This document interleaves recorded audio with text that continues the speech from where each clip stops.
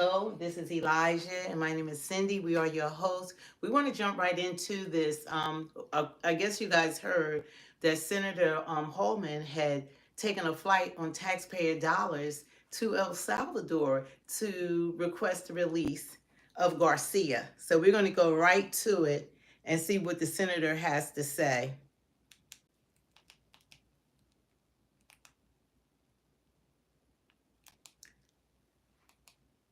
Yeah, they're asking him like different questions. It's like, it's amazing, like what's going on with him.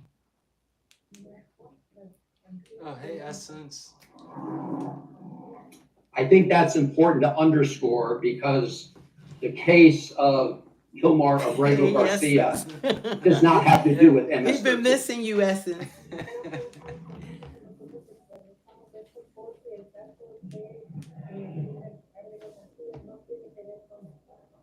If you listen to President Trump and the Trump administration, you would think that the U.S. courts have found that Mr. Abrego Garcia is part of MS-13, but in fact, they have not found that.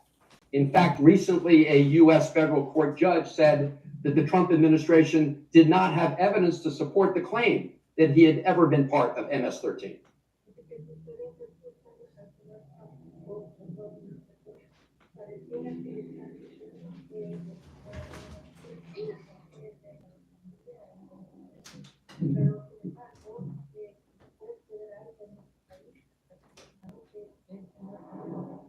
Elijah, she's talking to you. In fact, Mr. Abrego Garcia is legally in the United States. Thank you, Essence. Really appreciate In fact, an immigration judge found years ago that it would put his life in danger if he was returned to El Salvador.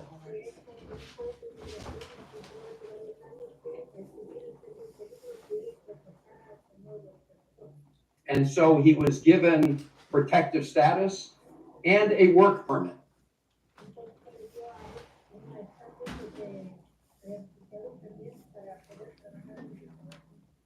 And by the way, that was done during the last Trump administration, the last time President Trump was in office, and they never appealed that decision.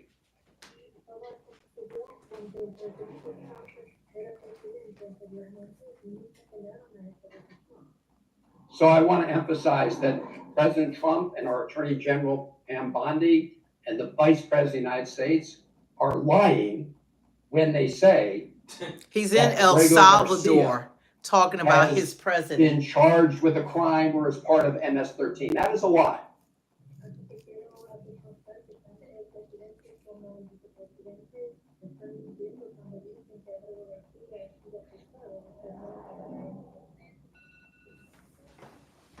And this is a lie to cover up what they did. So what did they do?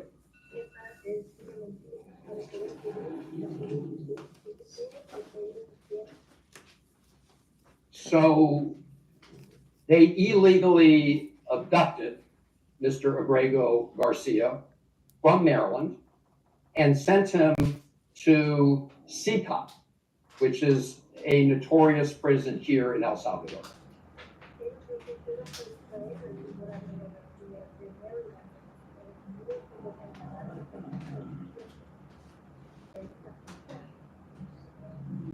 In fact, it's a prison where they say they send the worst of the worst, right? That's where they send the terrorists.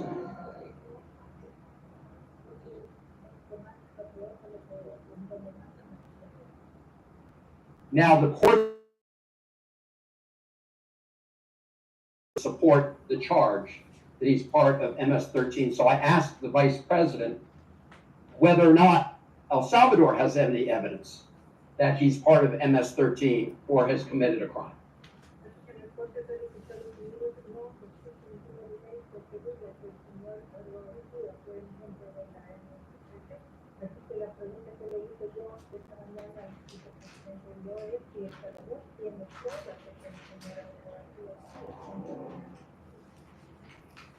So I asked the vice president if Abrego Garcia has not committed a crime and the U.S.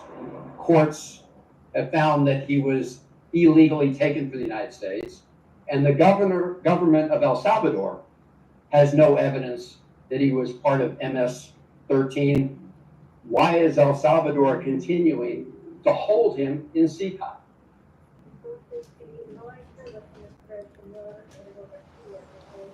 They should have had the reporters with microphones.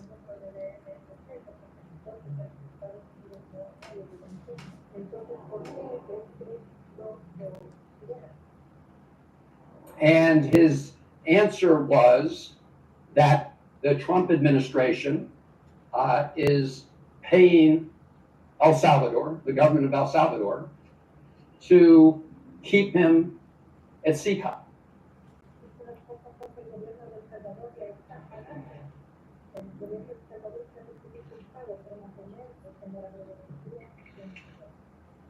And I pointed out that neither the government of El Salvador nor the Trump administration has presented evidence to support the claim that he's committed any kind of criminal acts.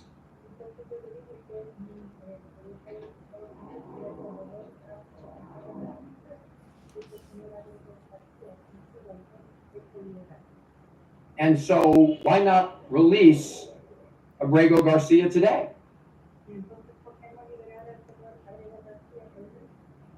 And he said what President Bukele said the other day at the White House, which that El Salvador can't smuggle Mr. Abrego Garcia into the United States.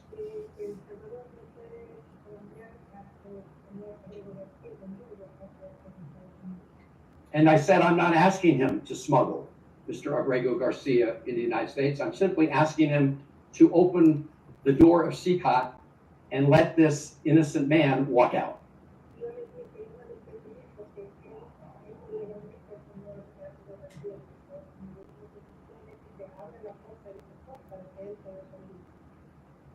And I pointed out that the Attorney General of the United States, Pam Bondi, has said that the United States would send a plane to El Salvador to pick him up.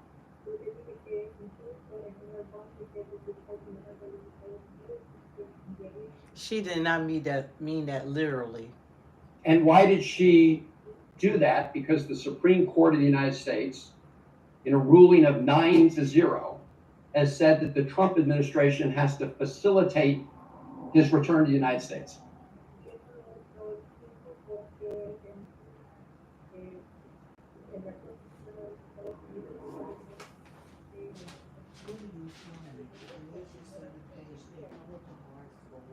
Now, there's no evidence that the Trump administration is complying with that order.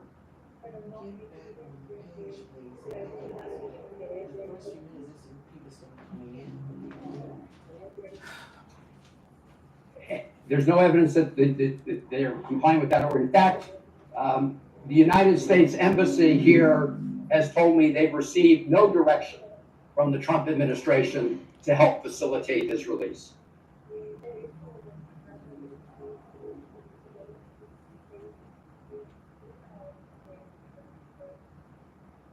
So the Trump administration is clearly in violation of American court orders.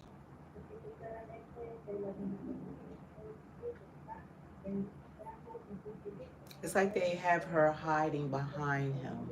But that still leaves the question, why is the government of El Salvador continuing to imprison a man where they have no evidence he's committed any crime and they've not been provided any evidence from the United That's States? their government, and he's a citizen.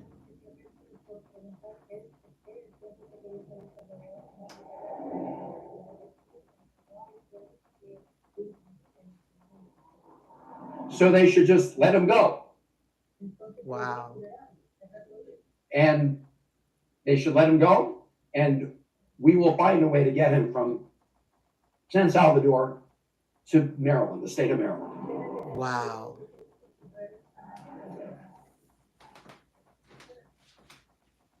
Because I promised his wife Jennifer, and and his mother and his brother and their family, because he has 3 children. Some of them have severe disabilities. I promised them that I would do everything I could to get him out of CCOP. Hey, Chevy. And I won't stop trying, and I can assure the president and the vice president that I may be the first United States senator to visit El Salvador on this issue, but there will be more, and there will be more members of Congress coming.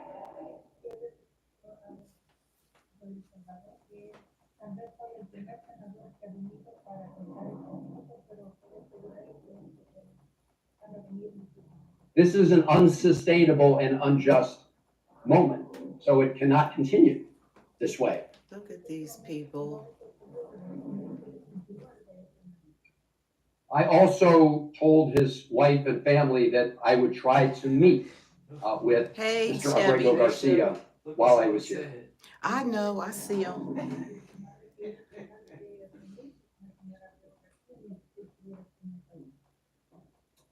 So I asked the vice president if I could meet with Mr. Abrego Garcia.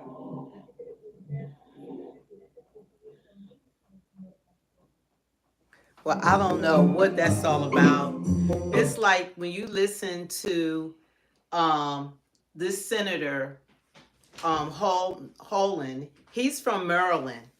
He's from the same state. We're going to go back to him in a minute, but he's from the same state that the young lady with the 5 children, she was killed in at, and they never even reached out to her in any type of apology, any kind of condolences. And this senator is going to leave Maryland on the taxpayer dollars, and he's going to fly to El Salvador. This man, Kilmer Garcia, he is a citizen of El Salvador. So you have a United States senator flying over there and demanding for them to release their prisoner, which is a citizen of their country. He's in his own country, and they have their own court of law. And it's just amazing that he's using taxpayer dollars to fly over there to fight. And this is what the Democrats do. They fight harder for illegal immigrants than they ever have for their own citizens that they're supposed to be representing, that have actually voted them into office. It's so disturbing. It's really disturbing. And it doesn't make any sense that they're over there fighting for this man. And here's the mother of the young lady that was brutally murdered in his state. In his state. This is the senator. And he's fighting for the illegal immigrant. But when it comes to fighting for United States citizens, it's like they're not there. The wigs, you just don't like hearing the truth. So we're going to Why are you saying hear that? from a victim in his state. Hear from her.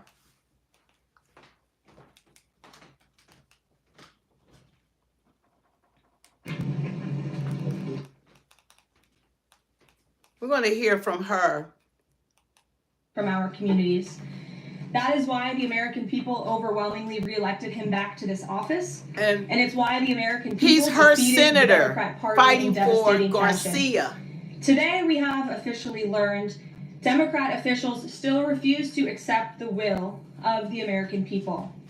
Maryland Democrat Senator Chris Van Hollen rushed to Dulles Airport this morning to fly to El Salvador, potentially using taxpayer dollars to demand the release of deported illegal alien MS-13 terrorists.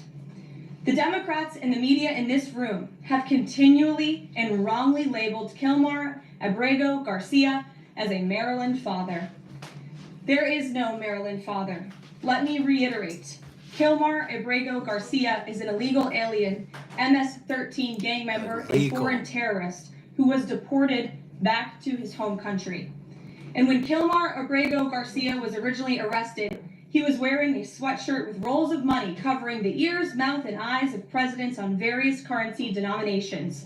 This is a known MS-13 gang symbol of hear no evil, speak no evil, see no evil. Abrego Garcia was also arrested with 2 other well-known members of the vicious MS-13 gang. And 2 separate judges found that Abrego Garcia was a member of MS-13, and that finding has never been disputed. And just this morning, it was revealed through Maryland court documents that Abrego Garcia's wife petitioned for an order of protection against him for 2 instances of domestic violence in May of 2021. And here is the order right here. The court ordered that the respondent committed the following acts of abuse. Once in May of 2021, assault in any degree.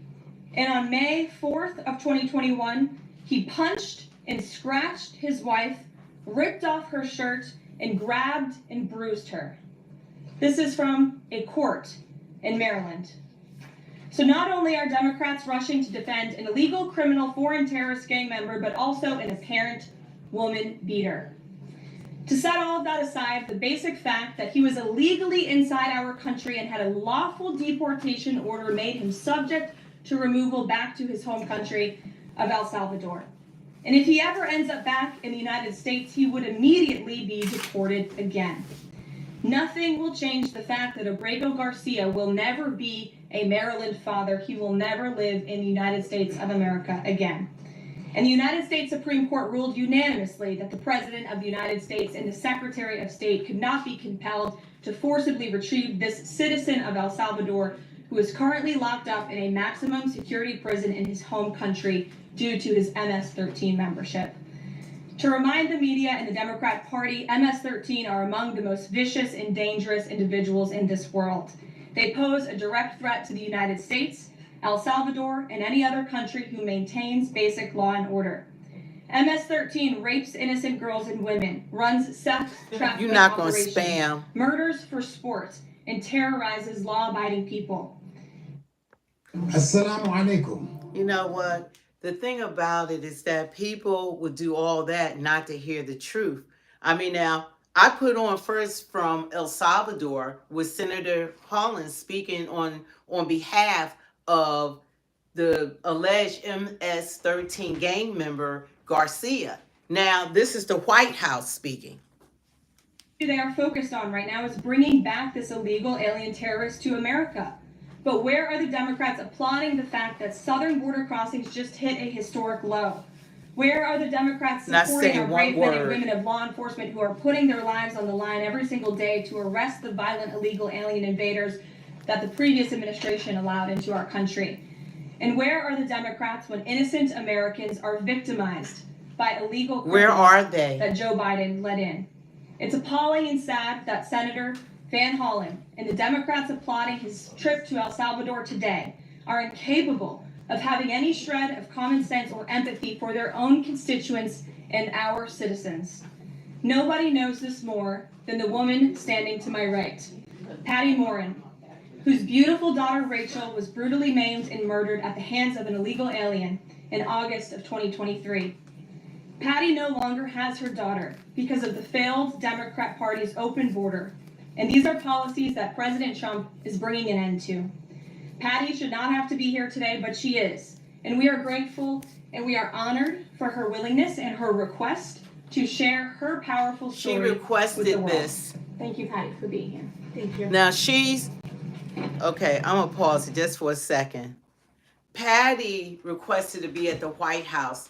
She is one of the residents in Maryland, which this Senator Hollen is supposed to represent. He has never reached out to this family, but she wanted to come to the White House to give details. Now, he's over in El Salvador, but she's right there in Maryland, and he has never said anything to them, and no kind of condolences or anything. So I have a problem with that. Don't know the whole story about Rachel and about the crime that was committed against her. Even us, her family, we didn't know all the details. They kept most of it close to their chest, the detectives, because they didn't want to do anything to hurt the case. They wanted to keep the integrity of the case, so they kept everything close. I sat for the last 2 weeks in her trial, and we saw layer upon layer upon layer of evidence against the accused, an illegal immigrant from El Salvador. Listen to this clearly. And the things that we thought, well, maybe this might have happened, we didn't know, but when we were at the trial, we got all the puzzle pieces. And I want to share some of those things with you. Here it is, people. You know that Rachel's a 37-year-old mother. She has 5 children. We've walked the trail for the last 25 years that we've lived in Maryland. It's a safe place for our family. It's where we go to get a little bit of New England, because that's where we're from, New England. When she went on that trail that day, she was not planning on dying. She wasn't planning on walking to her death. She was planning on going to the grocery store with her girls afterwards. Victor Martinez, he waited for her. He waited for her to come closer. He saw her. He saw that there was nobody around. He attacked her. He dragged her 150 feet, blood gushing from her head. It left a 150-foot trail of her blood to the culverts, where he picked her up, he threw her against the wall of the tunnel, and he raped her. But before he did that, he stopped on that trail, and rocks, still stained with her blood. TikTok literally helped Dano's grow. I hope that you're listening to what her mother is saying. Now, prior to raping her, he took like a rock the size of a boulder, a small, little, huge rock, and he bashed her head. Hammer her head against those rocks. They say at least 20 times they could count the cuts in her head. They said that when they did the autopsy, and I've seen the pictures, there's a 6-inch square in the back of her head where the skull is shattered the way that you would crush an eggshell in pieces. 3/4 of her brain hemorrhaged. Her right and left side of her face This is her Patty's beautiful mother, and this face is how he bashed killed her. in. Her head bashed in. Broken bones, fractures. He takes and he drags her some more. He drags her through the thorn bushes. She has all the scrapes and cuts on her body. There wasn't 1 inch of her body that didn't have some kind of injury, whether it's bruising, broken bones, contusions, the scratches. She had a fractured rib, fractured nose, fractured skull. And then he takes her into the tunnel and he picks her up. He throws her against the wall. Blood is gushing from her head. Her hair is soaked in blood. And they showed us pictures of her body against the wall, outlined. The blood outlined her body. And you could see where the blood ran down around her as he was raping her. And then he threw her down and raped her some more. And then he strangled her because he didn't want her to be able to live to tell the story. They said that when they did the autopsy on her neck, that one of the things they do is they open up the neck and they look to see how far the injury is. And it went all the way down as far as an injury is possible, hemorrhaging in the muscles because of how strong and violent the group was around her. These are the kind of people that have no compulsion. Like, to them, this is nothing. And when he was sitting in the courtroom, he actually looked like he thought he was going to be set free. There was no remorse on his face. at all. This person took my daughter so violently and so gruesomely and so graphically that they sealed the pictures, because I don't want my granddaughters to see these pictures. These are the kind of criminals President Trump wants to remove from our country. These are the kind of criminals that we need to. I was just saying the R. What does it sound like she's talking about, dude? He keeps saying he doesn't know who she is or what She's talking about her murdered daughter that's in the same state as Senator Van Hollen, who flew out to El Salvador today to fight for the return and the release of Garcia, alleged MS-13 gang member. And here this mother is describing, which was never told to the public, what happened to her daughter and how she died. And saying that he was watching her, he grabbed her, and he had taken a big, huge rock and bashed her head over 25 times, dragged her into a tunnel, threw her up against a wall. He broke her skull or whatever. He raped her up against the wall, threw her back down, raped her again, and then that wasn't enough. Then he choked her the rest of the way to death. Evil, so that's what happened to her. And the man thought that he was going to walk out of the court, that he was going to walk out of that courtroom. Right, wait, someone replied to what you just said. They said... Yeah, they can reply all they want to. They said, you want to reply to what This violent criminals. What? They said, thank God this woman is using the suffering of her daughter to bring pain to innocent people and help ending the rule of law. You know what? Nobody, the thing about it, you have a senator and you have these Democrats that they care more about illegal aliens than they do about America's citizens. That's how Trump got elected into office. This is what the issue is, that there's more, they have more sympathy. They care more about this man being deported or any illegal, no matter if they commit a crime or not. Yeah. They care more about that. This woman lives in his state.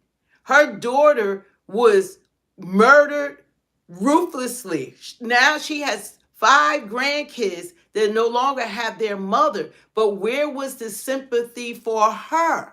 Where that's supposed to go around. It's supposed, okay, you have sympathy for the illegal immigrants. Where was the compassion, the empathy, the sympathy? Where was the condolences? They don't even mention her name. They don't even say, we're sorry that this happened to her. We're sorry, that we can never bring her. There's nothing there. They say nothing, but you're going to fly to El Salvador off of taxpayer dollars. And that's all the Democrats do. And that's what the problem is, that they don't fight enough for us. They don't fight enough for American citizens. And nobody should have a problem with this mother. She's trying to let people imagine the graphics of what actually happened and how her daughter was brutally murdered and taken from this earth. That went on for over 25 minutes. And people in the chat are also saying that Garcia had nothing to do with this. If none of them were here, she would be alive. Exactly. We don't know what this man has done. We don't know what he has done. But he's not supposed to be here. He's not supposed to be here. We have laws like all the other countries in the world. We have laws in the United States of America. Just like go to China and say the same thing. Go to Russia and say the same thing. Go to Europe. Go to Africa, go somewhere else and say what you're saying. Every country has laws, and they were breaking the law. You can come into the United States, but you come in legally. You can apply for citizenship. Those things are not being taken away from anybody.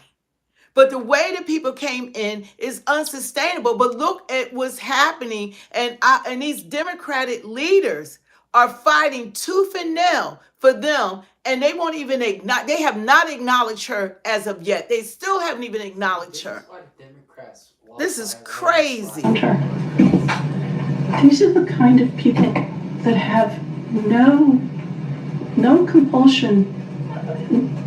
But to them, this is nothing.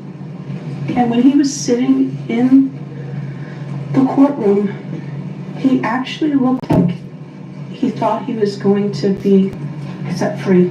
Applications take years for every damn body going to a country.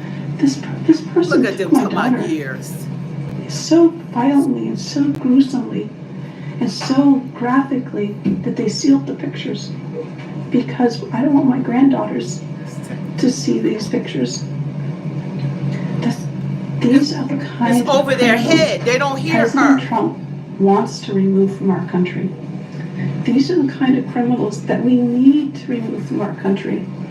We are American citizens. Why should we allow people like this, violent criminals that have no conscience at all, to murder our mothers, our sisters, our daughters? Hey, You know, so the it's other like day I saw that. people have so much to say. It's like, see, that's what they're talking about. I mean, if you can have empathy for Kilmer Garcia, you have empathy for him, but you don't have any empathy for this woman. She suffered a great loss. Her daughter didn't just lose her life; she was brutally murdered. And like, what about her rights? What about her daughter's justice? What about the Democrats actually saying that shouldn't have happened? We're sorry. They haven't said anything. Not one word. You could want to talk about, guess what? California right now is going broke because of illegal immigration. There's no money for Medicaid. That's what's going, each state is going to collapse one at a time because it's unsustainable.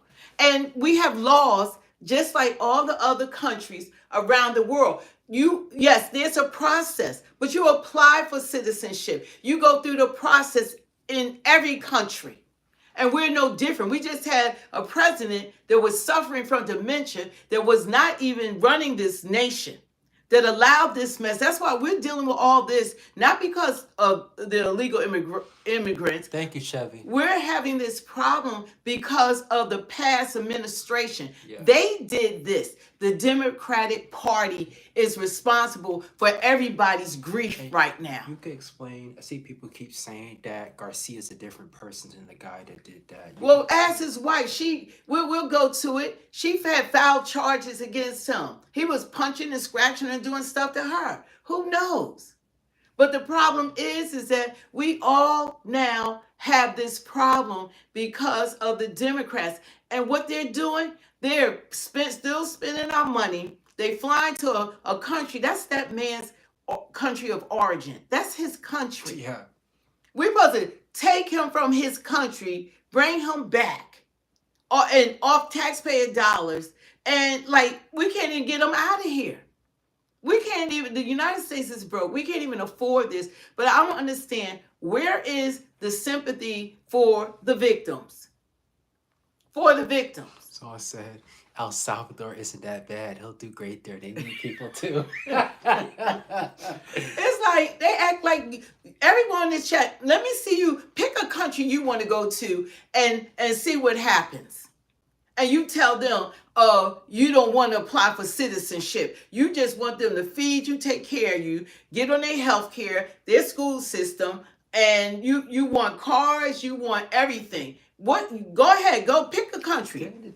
All of us, just pick a country. Didn't the Democrats start the KKK? Yeah. Yeah, because someone said you would think African Americans would be against slavery. It's You like, know, Democrats started the KKK. that's just deflecting from the subject. Yeah. See, people think you're supposed to be a fool. They think black people, 93% of black people stay on the plantation. Mind you, 4 years ago, I was on there too. But I'm off of it. It's like you can't do anything differently. The Democrats is not the same party. Okay? They're the party of LGBTQ, they're the party of illegal immigrants, and they're the party of transgenders. They are not the party of American citizens. They don't fight for us. Okay?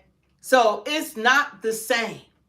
We're talking about, they were giving us high inflation, high economy, same-sex marriages, men and women sports, all this abortions, all this stuff that goes against the word of God. But when we're saying, what about us? DEI is not for black people, it's for white women. You gotta look it up. And see, after all this time, everybody should know who benefited from DEI.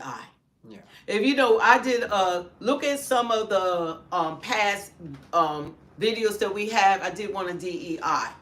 For those of you who don't know, to be clear, black people are not the face of DEI. Black people did not benefit from DEI. DEI benefited white women. That's who benefited from DEI. They were number one, followed by Latinos and Hispanics, then Asians, disabled, Indians, indigenous, vets, and who else did I miss? Who did I miss? It was Latinos, Asians, all that. Anyway, we were number 9. Only 3% of us benefited from DEI. So we were last on the list. It benefited white women. Okay? So, well, I hate when they say DEI, they show black people. Just like anything else, we didn't. We didn't benefit. You should know that by now. Everybody knows that by now. Everybody knows it. Diversity, equity, and inclusion. That's what it stands for. So anyway, getting back to the subject, it's like this Senator Hollen, he's going to fly out there and he's going to do all of this when he has one of his constituents that he's supposed to represent, that she didn't even get. Why there's even any kind of problem with this? And it's not that it's political, like the left or the right, although I understand different parties have used it in the past. But we have to look at it as we are American citizens. We need to protect our families, our borders, our children. I don't care about politics. Well, I do, but I want to preserve life. And that's the only reason why I have taken and spoken about Rachel all this time. If you're a mother here in the room, can you imagine standing there alive? You're alive, and someone comes and puts their hands into your chest and rips out your heart. That's what it feels like. It feels like a part of you is being ripped out of you. You can't even describe the pain. Just like you can't describe to your husband what it feels like to carry a baby in your womb, or to feel those first kicks, or to know just intuitively if it's a boy or a girl. It's only a thing that a mother knows. Why are we not protecting the American citizens? It's just common sense. Why are we not protecting our children? And to have a senator from Maryland who didn't even acknowledge or barely acknowledged my daughter. You hear that? And the brutal death that she endured, leaving her 5 children without a mother and now a grandbaby without a grandmother, so that he can use my taxpayer money to fly to El Salvador. That's her senator. To bring back someone that's not even an American citizen. Why does that person have more right than I do, or my daughter, or my grandchildren? I don't understand this. Thank you. Thank you. Thank you. And I just want to say that as a mother and as an American citizen, the president and our entire team, and I hope people in this room are grateful for your willingness to come here and your request to share your daughter's story. And I think the country hears you loud and clear. So thank you. Does anyone have any questions for Patty or for me? She asked to do this. No. Anybody? Okay. We'll see you all later. The president will be at his dinner later this evening. Thank you. Thank you for being here this morning. Thank you.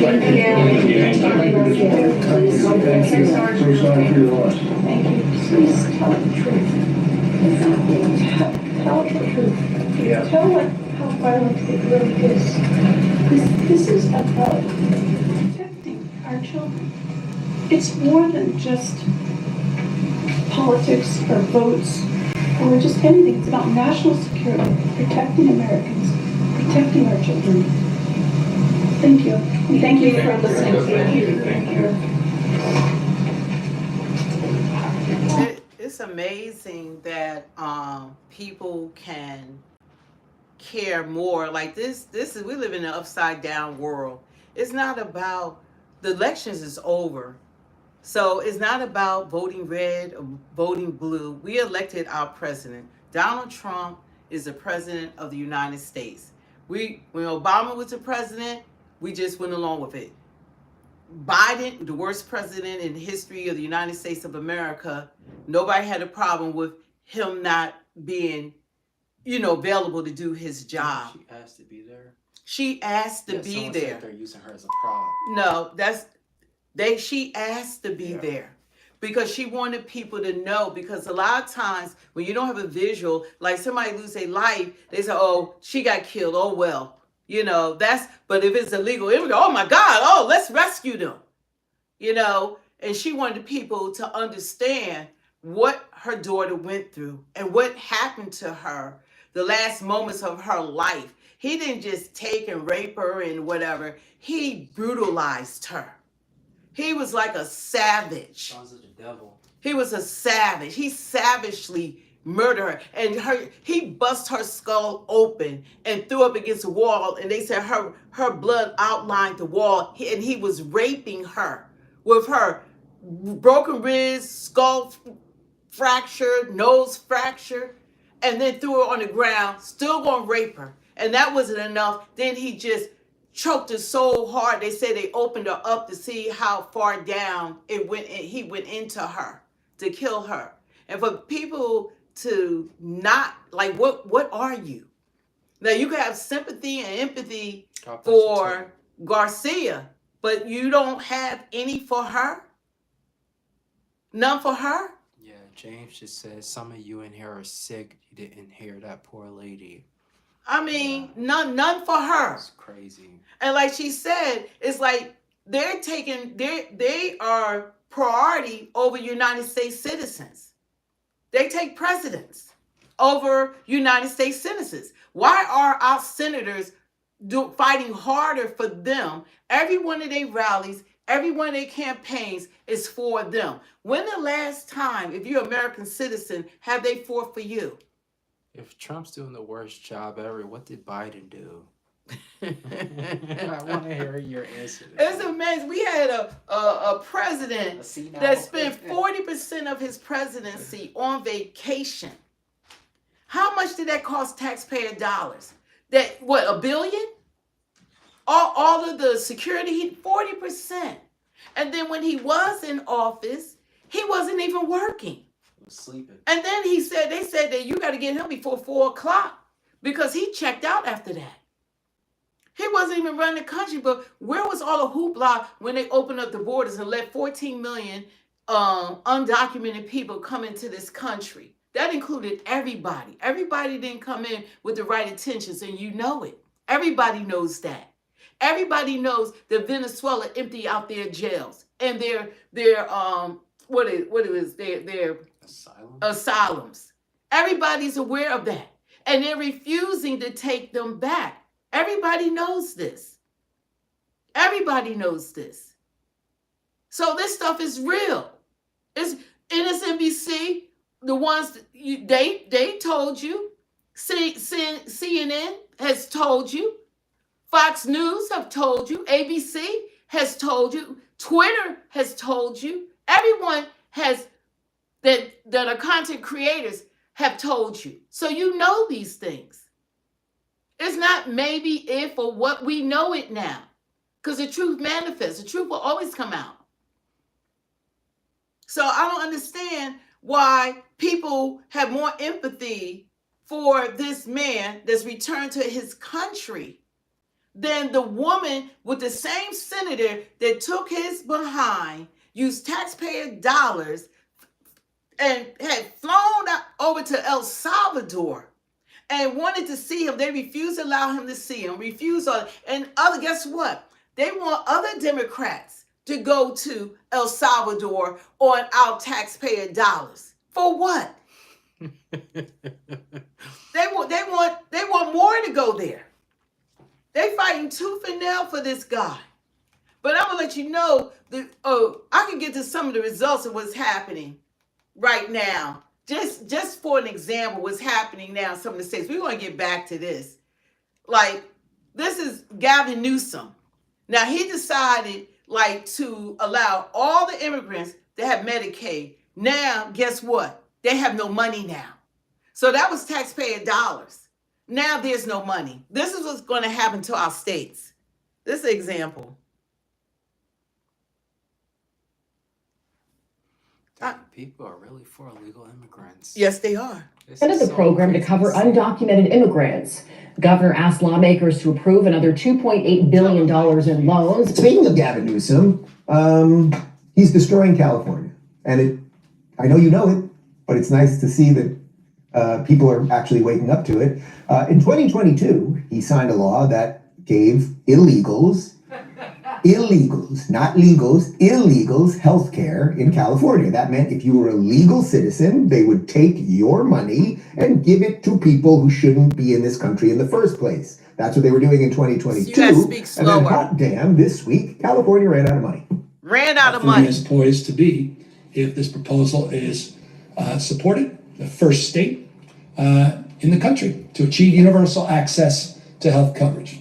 So what does that mean? It means full scope Medi-Cal, including long-term care, IHSS, behavioral health to all low-income Californians, regardless of immigration status, regardless of their age, regardless of their immigration status. Full implementation will initiate January 2024. Gavin Newsom says the state short on funds for its Medicaid program known as Medi-Cal. The state expanded the program to cover undocumented immigrants. Governor asked lawmakers to approve another $2.8 billion in loans on top of a $3.4 billion loan issued last week. So California now making up a $6.2 billion shortfall in Medi-Cal funds. The money meant to keep the program properly funded through June. The realities are the realities. You have to balance budgets. We balance our budget. Revenues holding up. Look at it, they destroyed. The Democrats are destroying along the lines of what some have asserted. But I do see the need to make adjustments and changes broadly in the Medicaid system. That man is evil. See, the snake, the lizard, is trying to get out of him. It's trying to burst out of him. That's why he's always doing this. That's why he's always got the motions. Because there's literally a reptile inside of him that is trying to burst forth out of the humanoid. Oh, I don't see any legitimacy to anything they're saying. The program that you put in 3 years ago is now $6.5 billion in debt because you decided to steal from your taxpayers. And by the way, 1 million of your taxpayers fled your state over the last 3 years, and they brought their businesses and their success and their honoring of citizenship and pursuit of the American dream. They brought it here to Florida. They brought it to Tennessee. They brought it to Texas and a couple other places. So you forced your taxpayers out. You got rid of Elon Musk and his businesses. You moved them all to Texas, and you applauded it, you moron. And now you're running a $6.5 billion deficit on a program to give illegals health care. And, well, I haven't seen any evidence that that's a problem. I don't know. It's like, I don't know. We're electing people who are losing their minds, that they're not even making any sense. Guess what? That problem that they're having in California is not going to go away. They're $6.1 billion in debt, and they still don't have the money for the programs, and they use taxpayers' money. So they're spending us out. And guess what? That's going to happen all throughout the United States. So when you need to go to the doctor as an American citizen, there's not going to be any money for you, because that affects American citizens, even though we paid into it. It's crazy. It can't last. And this is what Tom Holman had to say about, I mean, it's so disrespectful to go to another country and that's their citizen. And at this point, they need to handle it. They need to handle what's going on, because this shows you why the Democrats won't win for a long time. They're not going to win for a long time because they can't hear us. The states are going bankrupt, literally bankrupt.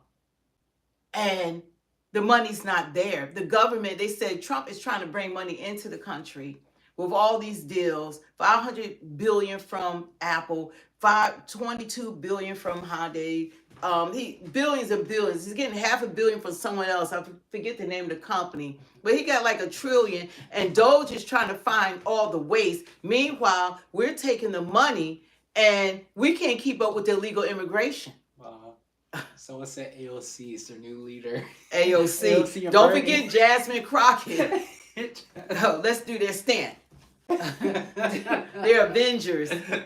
It's just so crazy, and this government is collapsing. And if Trump wasn't in office with Kamala and Tampon Tim, it would be all over with. We would be in World War III. And they don't know how to build money. United States is not used to bringing money in. We're used to giving money. We're the ATM of the world. We're Bank of America. That's why we're $36 trillion in debt. We gave $1 trillion last year for goods for China. We gave them $1 trillion that we could use here. So all our products are being made over there because good old President Clinton, he outsourced all of these jobs and stuff over to China. He just got rid of it. That's why things is made in China. It's not made in America. This is crazy. This is the leadership. The Democratic Party have destroyed this freaking nation. That's what they have done. And this is Holman. This is him. He blasted Democrats for visiting El Salvador. We got problems here. How about we just take a minute to put America first, that we focus on the citizens here. Is that too much to ask? That we focus on Americans, that we focus on the people that have put you guys in office, whether you were a Democrat or Republican. Is that too much to ask for you guys to look out for our welfare? If it's too much to ask for you to do your job and protect American citizens? Love you too.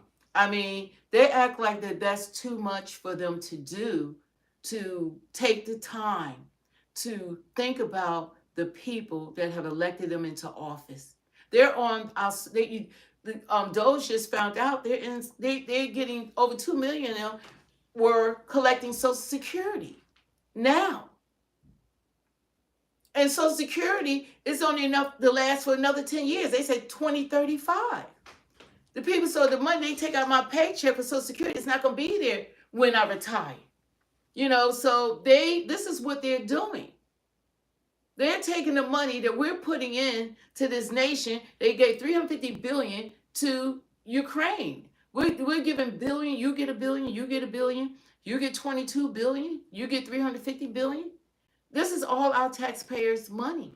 This is something else the Democrats It's crazy. do. There's something else the Democrats do. Instead of saying why they don't agree with us or why we're wrong, they just insult us. Yeah, well, one thing about you saying that we put America first? You saying that Democrats, you put America first? Evan, that was pretty funny. You put America first? Is it too much for the people that we elected in office? They voted in our elections too. When they came into the United States, they were 5 months in, they were giving them Social Security numbers. And they were voting. That's going against everything. I can't go to France and I'm going to vote in their elections. I can't go to the UK and say, I want to stay in a luxury apartment, give me money, give me food, I need health care, I want to go to your college for free, I want all the benefits of your citizens. But matter of fact, you're supposed to prioritize me over your citizens, because that's what happened to the United States. So I want to go over to France and I want them to prioritize me over their citizens. Okay, Craig said, so you're for the government sending its citizens to El Salvador for punishment? No. See, that's not what we're saying. See, that's what people do when they deflect. You hear what I am saying. I'm saying put America first. Mr. Garcia he is home. He's from El Salvador. He's home. That's his homeland. We're Americans. This is our homeland. But it's like they have more concern and they prioritize them over American citizens. Go over to the UK and I want to see you prioritize. Go over see, people won't answer that. You tell me a country that they're going to prioritize you over their citizens. China. Tell me. Tell me the country that you can go over right now. Get your damn passport. You go right now. And they're supposed to take care of you and prioritize you over their citizens. And whatever crime or whatever you do in a country that is catch and release, and you're supposed to take care of me. I don't follow your laws. Yeah. Like your countrymen. Because they don't follow our laws. Go to New York. It's like Gotham City without Batman. But we're American citizens, and we were born in America. There's a difference. Go over there. Just go to another country. Go to another country. Yo, Evan's funny. Go to another country. And I want to see them prioritize you over their citizens. Prioritize them over your citizens.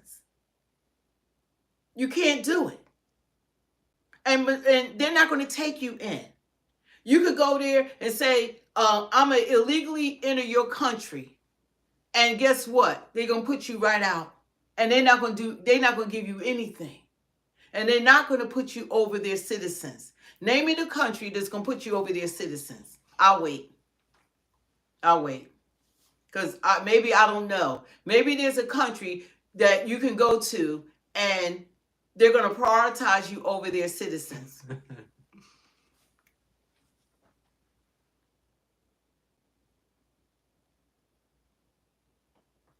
You know, the thing about it is that there's more empathy for them than American citizens. And there's something wrong with that picture. And it says a lot about who we are as a nation. And you don't even know, I can't see any American, because we're one nation under God. And Trump is in office because white people voted for him, blacks, Asians, Indian, indigenous, Jews, Italians, Christians. Everyone voted for him. That's why he won the swing states. And that's why he's the president of the United States of America, because they were destroying this country, the Democrats. They have been in power for 12 of the last 16 years. Trump just took office January the 20th. This is all their mess. Everything we're going through, and even the illegals they're going through, it's not their fault. This is what the government did. I have college literally tomorrow. This is what our government did. It's not their fault. You know, they're going to open up the borders and they didn't care who came in, unvetted. What about the 350,000 kids that are missing? Do you hear anybody talking about that? 350,000 children are missing. How many times you seeing that on the news? All the people lost their lives trying to come into this country. Are they talking about fentanyl? How China has all this fentanyl that's killing more Americans than anything that's coming into this nation because of with them having to open borders? Are you hearing about what are the kids? Are they forgot 350,000? They said, someone said, I disagree with you. Please watch PBS News or a couple more sources. God bless you. You know, look, I'm living it. I don't need to watch PBS. We're experiencing it. We see it. It's affecting all of our lives. All of our lives.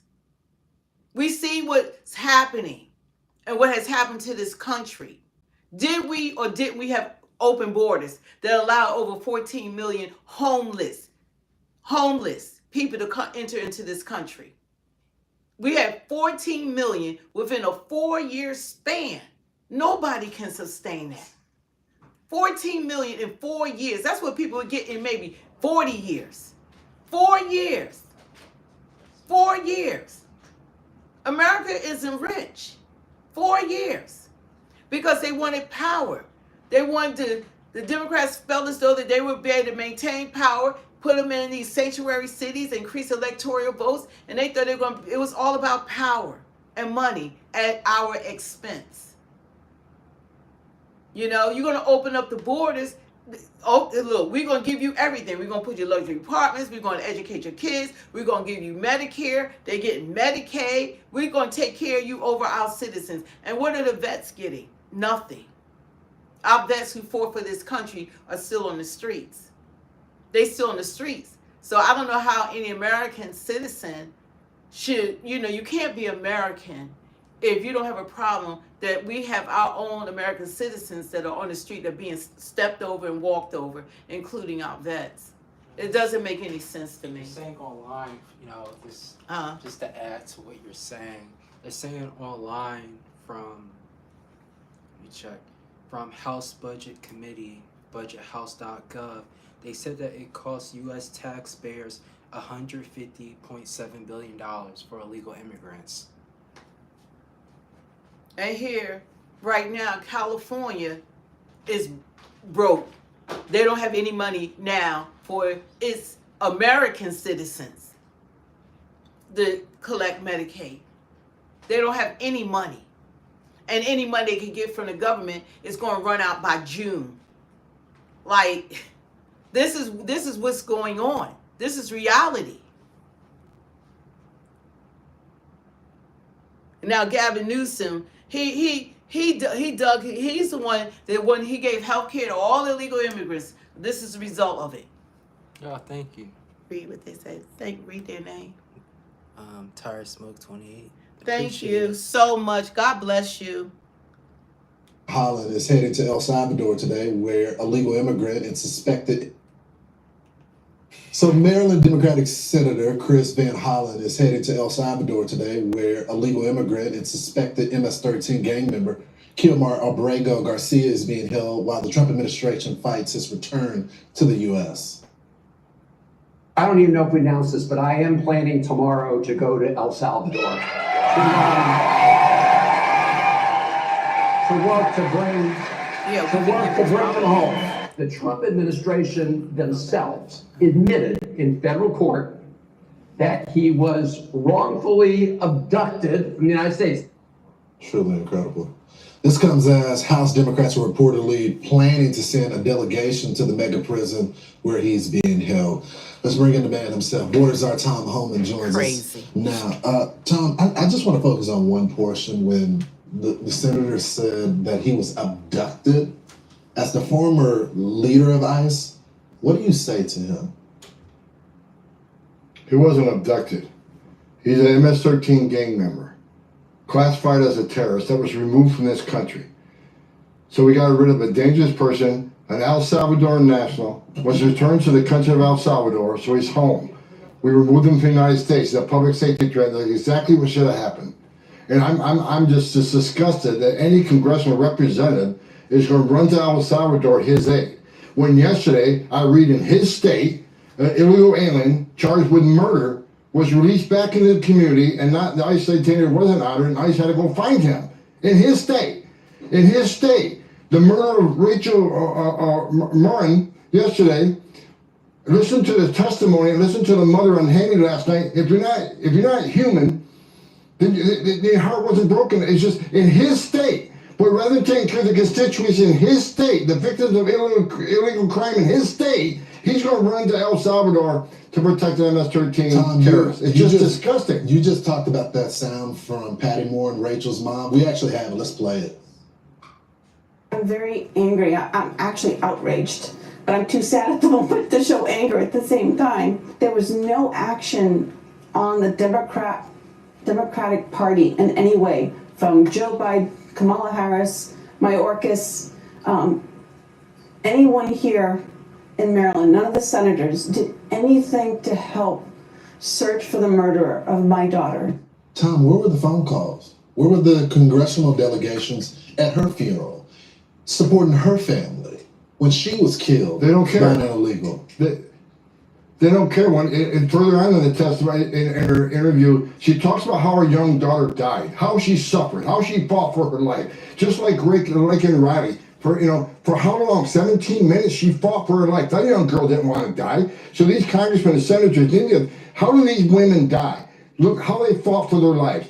Do they have daughters? Do they have any care at all for American citizens that are victims of these crimes? But they're loud and screaming now about this MS-13 game. I mean, where were they when we had 12 million illegal aliens coming across the border? Where were they when we had a 600% increase in sex trafficking? Where were they when we had 4,000 aliens dying making this journey under Joe Biden? Where were they when 250,000 Americans died from fentanyl? It's just ridiculous. Every day I can't believe what I'm hearing. Yesterday, I hear about a case in Washington State. 2 illegal aliens from Venezuela kidnapped and tortured and tried to kill a woman, rob her, using a power drill, torturing her, drilling through her hand. Every day I sit at the White House and hear these cases of sanctuary cities not helping ICE remove public safety threats from their communities. Well, Tom, the proof is in the pudding, and we're looking at the border now, and there's just there's a stark contrast between the border now versus under Joe Biden. Here's some of the footage right there where you can see during the Biden years, and now look at it now. I mean, it's almost operational control, and it's just not the imagery. When you look at the numbers, 95% down when it comes to those crossing numbers. How are you able to get it done and so quickly with no legislation passed? Because I work for the greatest president of my lifetime, Donald Trump. He secured that border in 5 weeks. He did in 5 weeks what Joe Biden couldn't or wouldn't do in 4 years.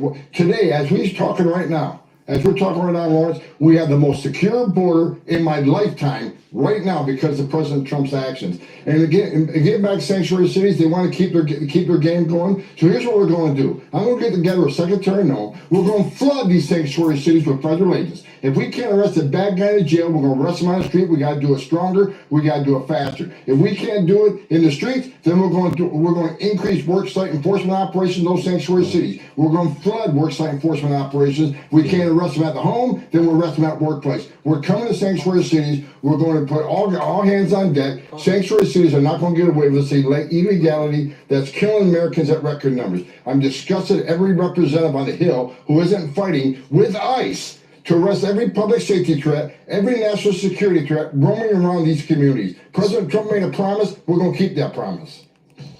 Go ahead. I wanted to say really quickly to the people who keep saying, but Garcia, this isn't Garcia, and Garcia's a good guy, and he's a hero and all of that. I just looked his name up on Google, Garcia. They said first that his wife says that she was afraid of him and feared for her child when she was around him. They were in the car together one time, and he was speeding, driving crazy. And they also said the Trump admin just released documents 4 hours ago that linked him to the MS-13 gang. This guy wasn't a model citizen, a polite guy, a hero, a great American. This guy was a guy who was up to no good. And you could look it up for yourself instead of in the comments complaining and bickering, saying that you're mixing it up and you're talking about two different people. This guy wasn't a good citizen, and this wasn't a good person, honestly. You could look this up. Yeah. This good thing about this day and time is that you can Google, you can look up anything now. You can search anything. Let's see. Inside the Democratic Party. That would be Maryland Senator Chris Van Hollen. Now, when Joe Biden allowed an estimated, 12 plus million unvetted illegal immigrants to pour into our country, including known terrorists, murderers, rapists, cartel members, gang members, Van Hollen did nothing and he said nothing. When Maryland, a mother of 5, Rachel Morin, was raped brutally, murdered brutally by an illegal immigrant from El Salvador on a Maryland hiking trail, Van Hollen could only be bothered to release a short written statement to a news outlet. When 20-year-old Maryland woman Kayla Hamilton was raped and murdered in her own Maryland home by another illegal immigrant from El Salvador, Chris Van Hollen expressed zero public outrage. But now that a citizen from El Salvador, not Maryland, who entered our country illegally and was accused of assaulting his own wife and accused of our own federal government under 2 administrations of violent gang activity, now that this illegal immigrant has been deported back to his home, all of a sudden, Chris Van Hollen is all up in arms. He has found his voice. He is outraged. In the past 48 hours, Van Hollen Crazy. has rushed in front of every microphone, every camera he could find, giving one impassioned plea after another, vowing to rescue and bring back to America this illegal immigrant that got deported. And today, Chris Van Hollen flew to El Salvador for the dumbest, most pointless political stunt in recent history. We'll let you decide. Take a look. I'm here at the airport. I'm about to board my flight for San Salvador. The goal of this mission is to let the Trump administration, to let the government of El Salvador know that we are going to keep fighting to bring Abrego Garcia home. I just landed at the airport in San Salvador a little while ago. As I've said before, the goal of my visit is to talk to people here about the release of Kilmer Abrego Garcia. And I won't stop trying, and I can assure the president, the vice president, that I may be the first United States senator to visit El Salvador on this issue, but there will be more, and there will be more members of Congress coming. I tend to doubt it, but by the way, if he is successful, maybe he can invite him to live with him. It's no surprise Van Hollen left empty-handed. He couldn't even get a phone call with this illegal immigrant, much less secure his release from an El Salvador jail. But Chris Van Hollen is still vowing to, quote, bring him home. Good luck with that. Now, Chris, he is home. He is not a Maryland man like you and every other Democrat and everyone in the state-run legacy media mob is claiming. He's not an American. He's not your constituent. He was not in our country legally, according to a report, John Solomon. He even admitted to police that he entered our country illegally. In other words, you're a lawmaker, right? Didn't follow our laws, didn't respect our borders or our sovereignty. He had no right to be here. And you know who should still be here, safe and sound, in your state of Maryland? That would be Kayla Hamilton and Rachel Morin. But you didn't lift a finger for Rachel or her family or anyone in your state or anyone in this country to protect them from the likes of those illegals that murdered them or are involved with them. And Chris Van Hollen, well, couldn't be bothered with their safety and security. To be honest, he's barely said anything at all about these two victims of illegal immigration. He might not even know who they are. Chris Van Hollen is a disgrace to the entire state of Maryland, frankly, to the entire country. Citizens. You know, this performative art is just a joke. He's lying. He's grandstanding. It's frankly repulsive. He should be ashamed of himself. Better yet, maybe he should take some time and listen to Rachel Morin's mother and reevaluate his entire political career. Here's what she said on our show last night. Take a look. Did you ever get a call from Joe Biden or Kamala Harris or Alejandro Mayorkas or your Senator Van Hollen, who made a big deal about he's going to go to El Salvador and bring home this one illegal from El Salvador, the Democrats are saying had no business being sent back to his home country? Did they ever call you? And what are your thoughts on your senator going to bat for this illegal? But did he ever say anything to you and your family about your loss? To ever call you, ever take the time to be with you? No, actually, I'm very angry. I'm actually outraged, but I'm too sad at the moment to show anger at the same time. He did not call our family. He did not give condolences. There was no action on the Democratic Party in any way, from Joe Biden, Kamala Harris, Mayorkas, anyone here in Maryland, none of the senators did anything to help search for the murderer of my daughter. Now, in case the senator did miss our show, only hours ago, Patty Morin had this to say at the White House briefing with Caroline Leavitt, and Caroline will also join us later in the show. Take a look. Why are we not protecting the American citizens? It's just common sense. Why are we not protecting our children? And to have a senator from Maryland who didn't even acknowledge or barely acknowledge my daughter and the brutal death that she endured, leaving her 5 children without a mother and now a grandbaby without a grandmother, so that he can use my taxpayer money to fly to El Salvador to bring back someone that's not even an American citizen? Why does that person have more right than I do, or my daughter, or my grandchildren? I don't understand this. I've said it before, I will say it again. Joe Biden, Kamala Harris, Mayorkas, and everybody that stood by silently and didn't lift a finger to secure our border, as far as I'm concerned, they all have blood on their hands. And by the way, they did not have the courage to even call these families, Lake and Riley's family. They didn't have the courage to call Jocelyn Ungary's family, or, in this case, Rachel Morin's mother. Why not? And why did they speak out about Biden's open borders? Why didn't they seem to have even the slightest interest in honoring Rachel Morin or any of the other victims of illegal immigration? Senator Van Hollen needs to sit down or shut up, or maybe he could just stay in El Salvador. To be honest, Van Hollen should be thanking President Trump for doing something he himself never had the courage to do, protecting the people, the moms and dads, the sons and daughters of children in Maryland, and deporting illegal immigrants who never should be in our country at all. If they want to come in our country, come in legally. Hey, Sean Hannity here. Hey, click here to subscribe to. I think that's what it all boils down to. Nobody is saying that the United States does not welcome, immigrants, but you're supposed to come in legally. Every country around the world require people who want to apply for citizenship to come inside their countries legally. And that's normal.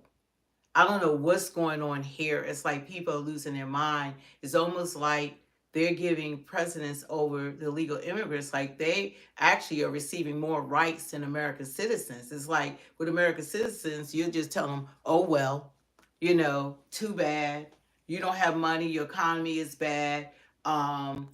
All these different things. We're going to take your taxpayer money for this. We're going to take your taxpayer money for that. We're going to allow people who aren't citizens to vote in your elections. Matter of fact, we're going to take your taxpayer money. You're going to pay for their health care. They have put such a burden on American people. No, it's crazy. You got Trump and Joe Biden mixed up because Joe Biden did the 1994 crime bill that mass locked up black people. Yeah, mass incarceration of black people. You got them mixed up. They say Trump's going to come after black people next. You know what? The thing about that's all that fear mongering. It's always fear mongering. And that's all that always goes on. Instead of like looking at what's at hand, it's not going after people. They act like they're doing something. It's like the government is doing something wrong. It's so crazy. They did a video about it, Jesse. Okay, I'll see somebody. I didn't view his video. But it's like America is wrong for having illegal immigrants be sent back home to their country of origin. First of all, is unsustainable. I mean, it's like we have laws, just like any other country. The law has been broken. All of us are required to follow the law. And that's a fact. If you don't like who the president is currently, 4 years, American citizens get to vote again and make a decision. We have elections. And right now, the best person for the job is the man that's in the Oval Office now. We don't agree with everything. We say that on each stream. And everybody calls Trump out for what he's doing. But right now, the things that he does do that we're in agreement with, then we're going to support him. But the things we don't agree with, because you can agree to disagree, just like in this chat. But you got to be respectful. We're communicating. This is just our opinion. I don't think that the people that ran against him had the mindset to lead this nation. They were dumb. Between the two of them, we would be in World War III, and the illegal immigration would still be continuing. The borders still would be flooded. The whole country would just have to shut down because you can't afford it if you're $36 trillion in debt. I don't think people understand that America is broke. We can't afford it. So if they were still in office, they weren't trying to close the borders. We're not taking care of, we can't even take care of our own citizens. How you going? I'm not going to take care of somebody else's house before I take care of my own house. That's a fact. It doesn't make any sense. Now they say Democrats disgrace themselves. Okay. So what is he saying?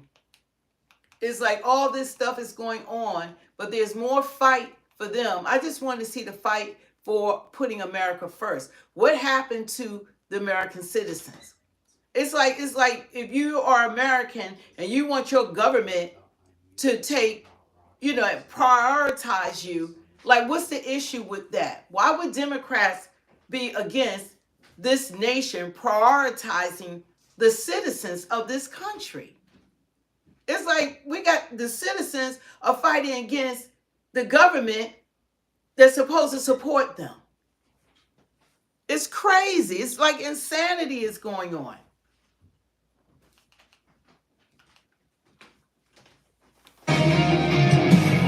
There's been an attempted prison break. A Democrat senator arrived at a mega prison in El Salvador ready to free a Maryland dad. But we're just finding out he's not really a Maryland dad. Homeland Security says he's a verified member of MS-13, and he's been accused of beating his wife twice. Wow. Maryland Senator Chris Van Hollen was up at the crack of dawn to rescue this guy from a Central American prison. I'm here at the airport. I'm about to board my flight for San Salvador. This is a political stunt, for real. But they're not going to call this nonsense out. El Salvador know that we are going to keep fighting to bring Abrego Garcia home. Not American until citizen. he returns to his family. Not American I just landed at the citizen airport back. in San Salvador a little while ago. I'm now en route into the city. Looking forward to meeting with the team from the American Embassy. The goal of my visit is to talk to people here about the release of Kilmer Abrego Garcia. I also hope to have the chance to meet with him. Yeah, he got crazy. I mean, he got, Kilmer. He's like His name, Killmonger. yeah, at first I thought it was going to be like Killmonger. His name is Kilmer. It's a crazy name. Yeah, so anyway, he's campaigning in El Salvador to free one of their countrymen. Yeah. Not America. I can see they sent an American citizen over to that prison. That's a whole nother ball game. But they sent, he's from El Salvador. He's a citizen. They sent him back to his country of origin. And that's something that their legal system is supposed to work out. Because we're not responsible for these other countrymen of other nations. We're concerned about the United States of America. And what's going on now is it's crazy. Life is crazy. You got different people speaking out, and this is what the president of El Salvador had to say. Let's have him. His deportation intensifying after President Trump hosted the president of El Salvador, who claimed he could not return the man from a mega prison in his country. How can I smuggle a terrorist into the United States? I don't have the power to return him to the United States. Kilmer Abrego Garcia, a father of 3 with a work permit in Maryland, was deported to El Salvador through what the Justice Department called Don't forget to hit the like, share, and subscribe. The Supreme Court has ordered the Trump administration to facilitate his return. That's the order. The orders bring him back. But the Attorney General argues initiating Abrego Garcia's release is El Salvador's call. This is international matters, foreign affairs. If they wanted to return him, we would facilitate it, meaning provide a plane. The White House now saying Abrego Garcia was not mistakenly deported, alleging he's part of the violent MS-13 gang, claims his family denies. I'm still fighting for you. He's never been criminally charged in the U.S. or El Salvador. President Trump saying he wants to deport more migrants here illegally to El Salvador prisons, and saying the attorney...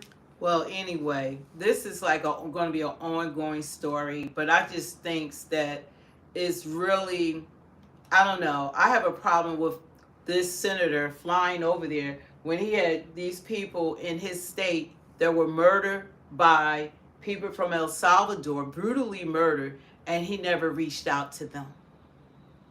United States citizens, and he never reached out to them.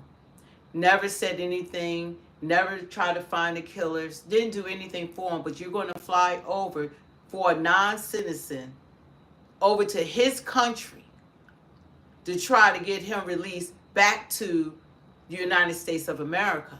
Now, if you had done something for the American citizen, then you would have something to stand on, a leg to stand on. But he didn't do anything for the American citizens that suffer at the hands of the illegal immigrants. So that part doesn't make sense. And if you're an American citizen, you should want your elected officials to take care of you. That's something you should want. We had the worst administration, and they did this to this country. Joe Biden and his administration, they're the ones that are responsible. I don't hold the immigrants or illegal immigrants or whatever. They were promised to come over here. They were promised a better life. They opened up the borders, that administration, for greed and for power. They had a reason behind it because we can't even afford it. And all this stuff went on and nobody said anything. Nobody jumped up and down. The Democrats didn't say anything about it. Everybody allowed Biden to be an absent president, absent Vice President Kamala. I didn't even see her until 3 months that she had her 3-month campaign. Didn't speak for 2 of the months before and then I found out why she doesn't talk, because she can't. She speaks in word salad. So this is crazy. Trump comes in and he see the deficit that's going on in his country.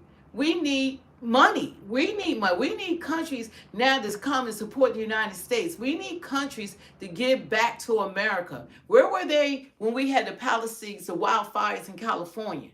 That's costing over $50 billion. That's not fixed. The whole community, everything was burnt down to the ground. Everything.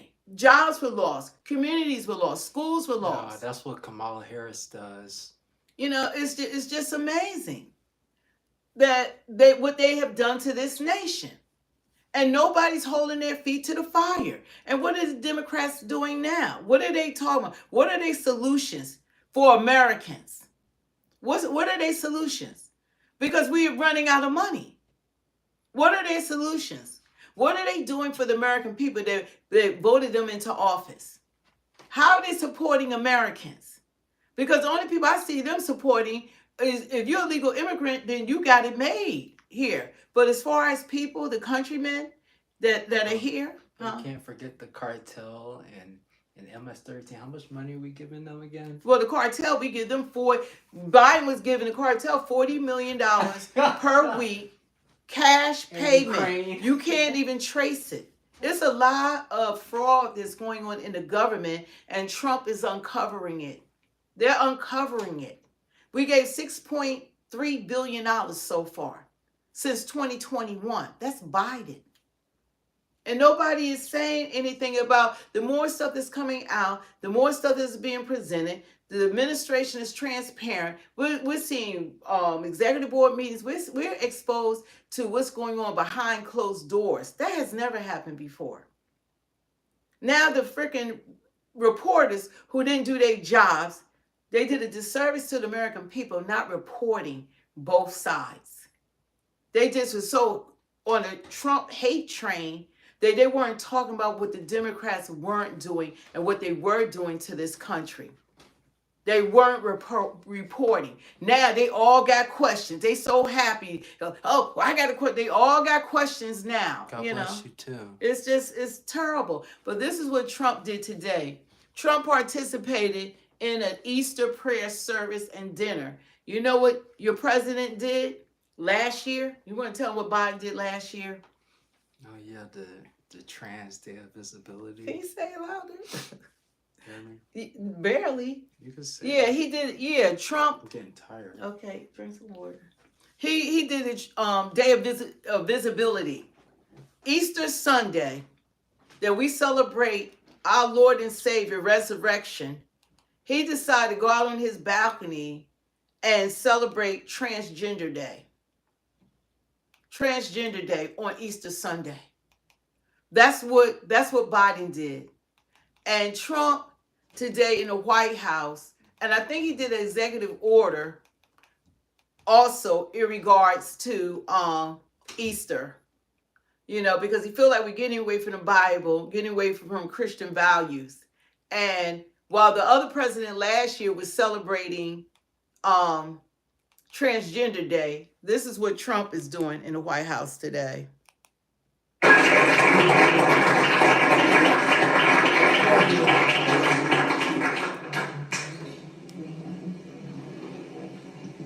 And he has an executive order too.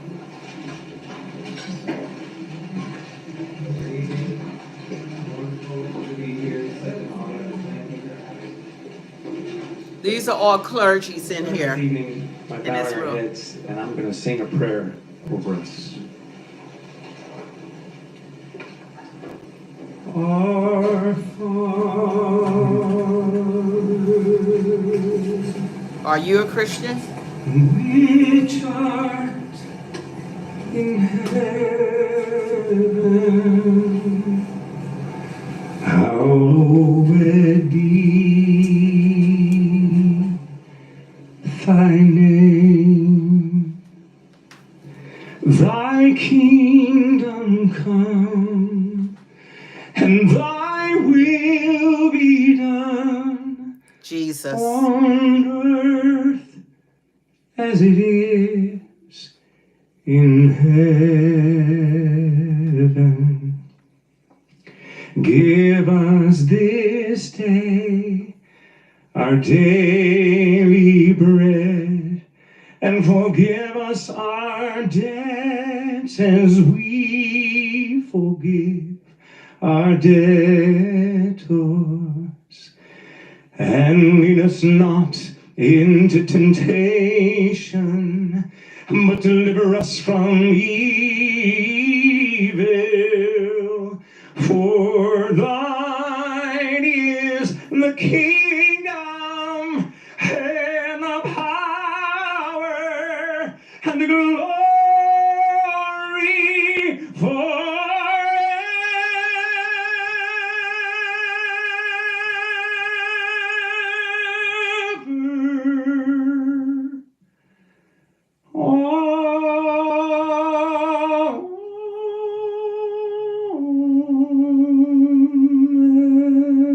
praise God.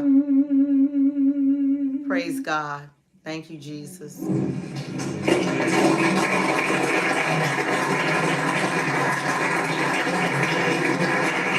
I wish you all a very happy Easter, and Mr. President, we want to just thank you for your strong stance and for honoring Easter the way it should be honored. So we're very grateful, sir. Thank you. I want to give you an old song. Yes, sir? Oh, well.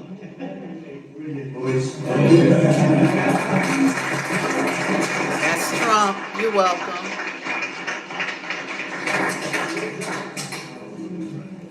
By the way, beautiful. This is Adam Lancaster here on the piano, and it is truly an honor to be here. And I want to give you a little song that's to the tune of the old Italian aria, O Sole Mio. But several years back, a man put Christian lyrics to it, and so the first verse is about Christmas, and the second verse is about Easter, and I want to give it to you.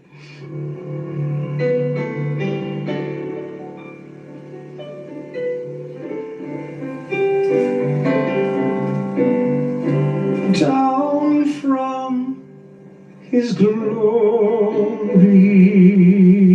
ever-living story, my God and Savior, we taking time for Jesus. And Jesus was his name, born in a manger, to his own a stranger, a man of sorrow, tears, and agony. Don't confuse me with Kamala, your hero.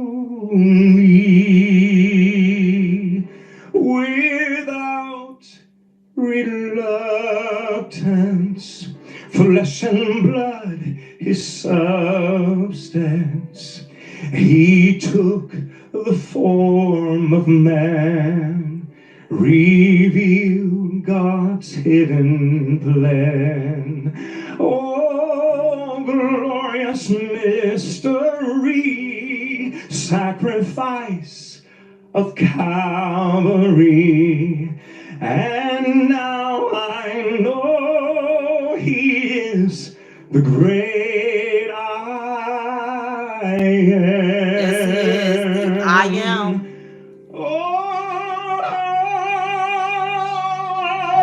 I love Him, how I adore Him, my breath, my sunshine, my all in all, the great Creator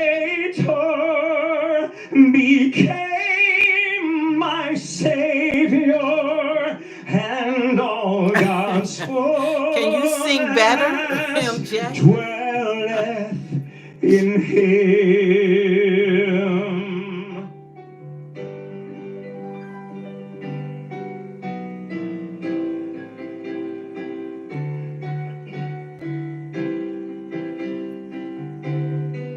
See, the difference, like this is just showing you like the difference between last year with Biden. They had Pastor Paula White, she spoke, and Trump did get up. He did do an executive order. I don't know if he has spoken about it after her, but I forget what it is. Oh, that's Graham. He has spoken too. But Trump gets up.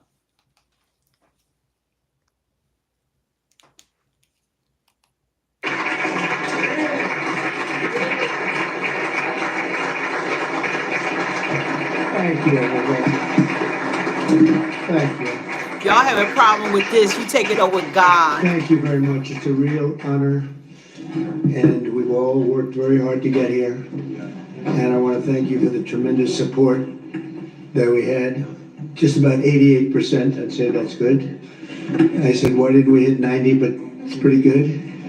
And all friends and everybody in this room is a very special friend. Celebrating Easter. Pay great homage to the White House. There's no place like it. I've been in many houses. I've seen the nicest of the nice, and there's nothing like it. And really what it represents. And being here with you in the middle of Holy Week as we remember two of the most monumental events in all of history, the death and the resurrection of Jesus Christ. I want to thank Pastor Paula White and Reverend Franklin Graham, all of the incredible, respected, highly respected members of clergy and friends, just friends of great faith. Many thanks as well to Secretary of State Marco Rubio, who's been fantastic. Many faith leaders that are here tonight. Angel Mom, Patty Morin, who's been through hell. Where's Patty? Patty, stand up, Patty. Please.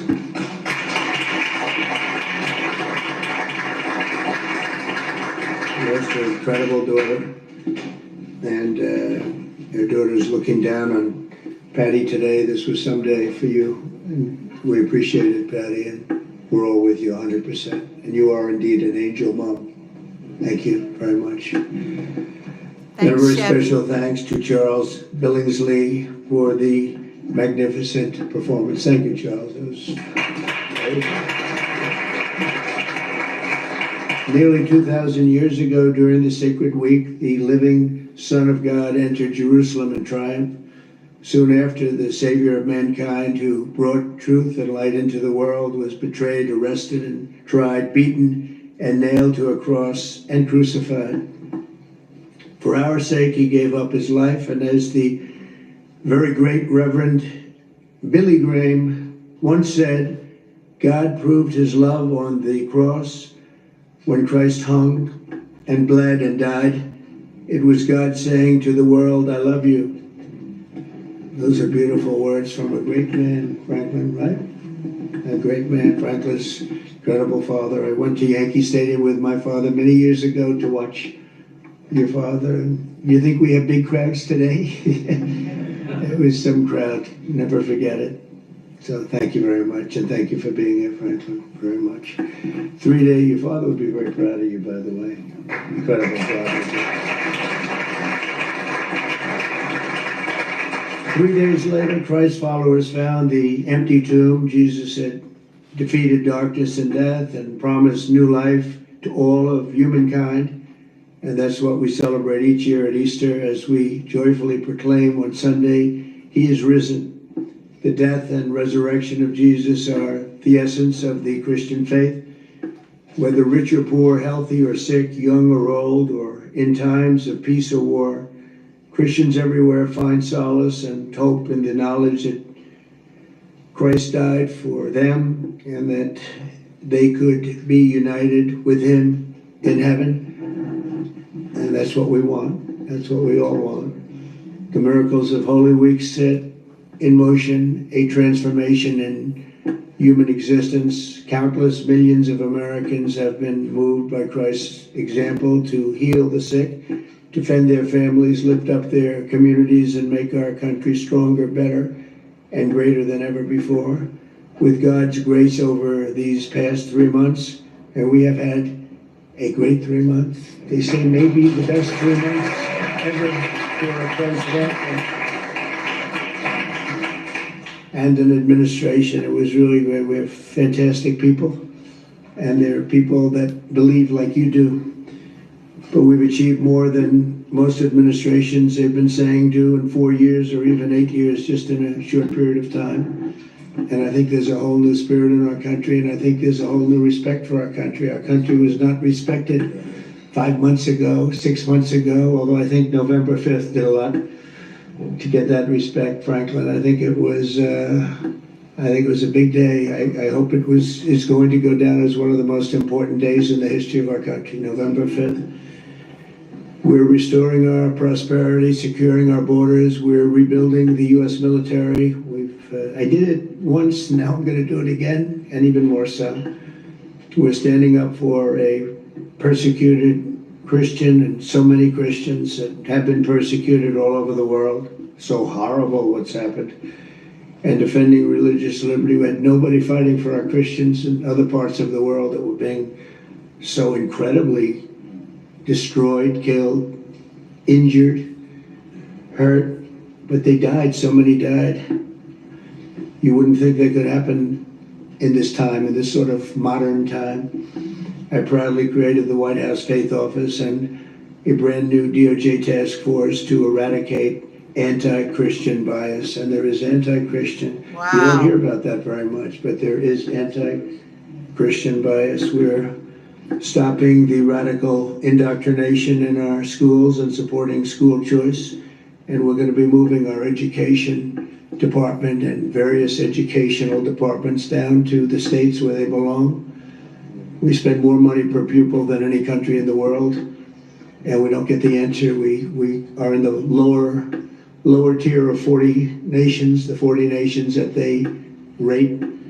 And I think when we do this, it's going to make a tremendous difference. Think of it, we spend more per pupil Yeah, he's than acknowledging any country in the world, and yet it's Denmark and Norway, Sweden, even China does very well in the top 10, and so we can't blame it on size. We're big, but China is really big, and we're going to be there. We're going to be there soon. When the states run their education department instead of some bureaucrat in Washington, it's going to make a very big, I think it's going to make a very big difference. And I also, and this was a very easy one for me, I guess some people still fight it, because I saw on television today a Democrat congressman fighting so hard. I banned men from women's sports. Seems easy.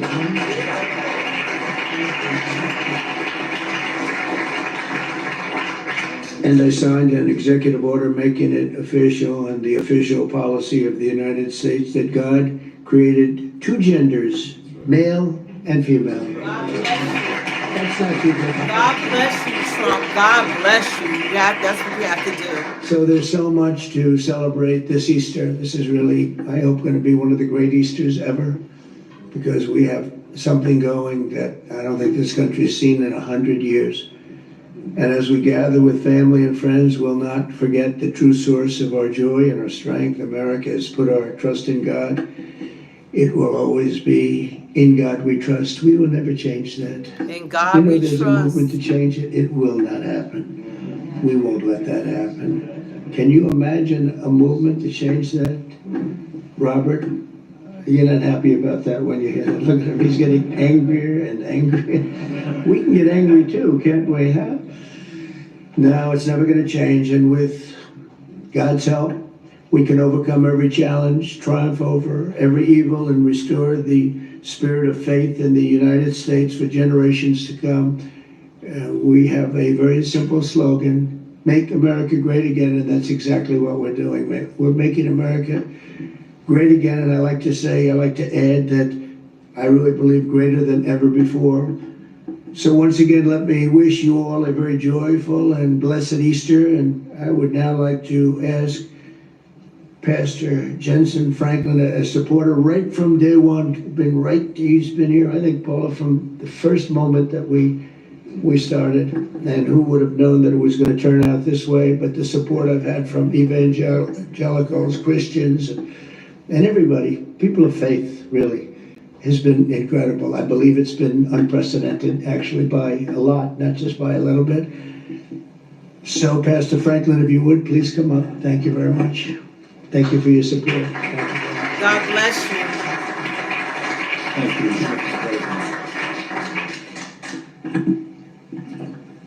you. I was sitting there and I saw the card they gave me where I was sitting at table 1 from Eastern North Carolina originally. And God called me to preach out in a cornfield. And to be here, being honored to represent ministers across the nation who don't get an opportunity like this, we want to say thank you. This is so, you don't have to do this, you're too busy to do this. But we want to say thank you. We see all that you do, all your family goes through. And we're so thankful God assigned an angel to stand between you and that bullet. Yes, he did. That was all God. To God be the glory. And Jesus walked into a room like this with religious leaders named Peter, James, John, Matthew, Mark, Luke. And some might have been on the back table and some might have been watching in a ministry somewhere that nobody's never heard of, and you pastor 50 people and you do it with all of your heart for the glory of God. And Jesus walked into a meeting like this and he took a pot of water and he went from table to table washing the feet, giving dignity and honor to everyone, and also washing and cleansing.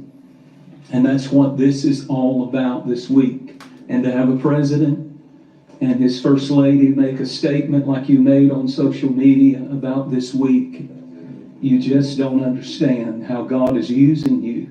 There's a movement going on in our churches, Mr. President, and I think this group here can testify. We've never had attendance like we're having. We're running over. Our buildings are packed. God is moving in this nation mightily.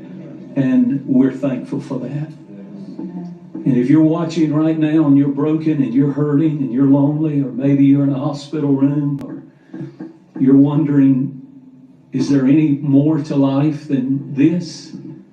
You need Jesus. He's not a religion to us, and we don't do this for careers. But he bled and he died and he rose from the dead to give us all that blessed hope. And I thank him for it. Lord, we love you. We thank you. We're so honored. And we pray for President Trump and First Lady Melania and their precious family.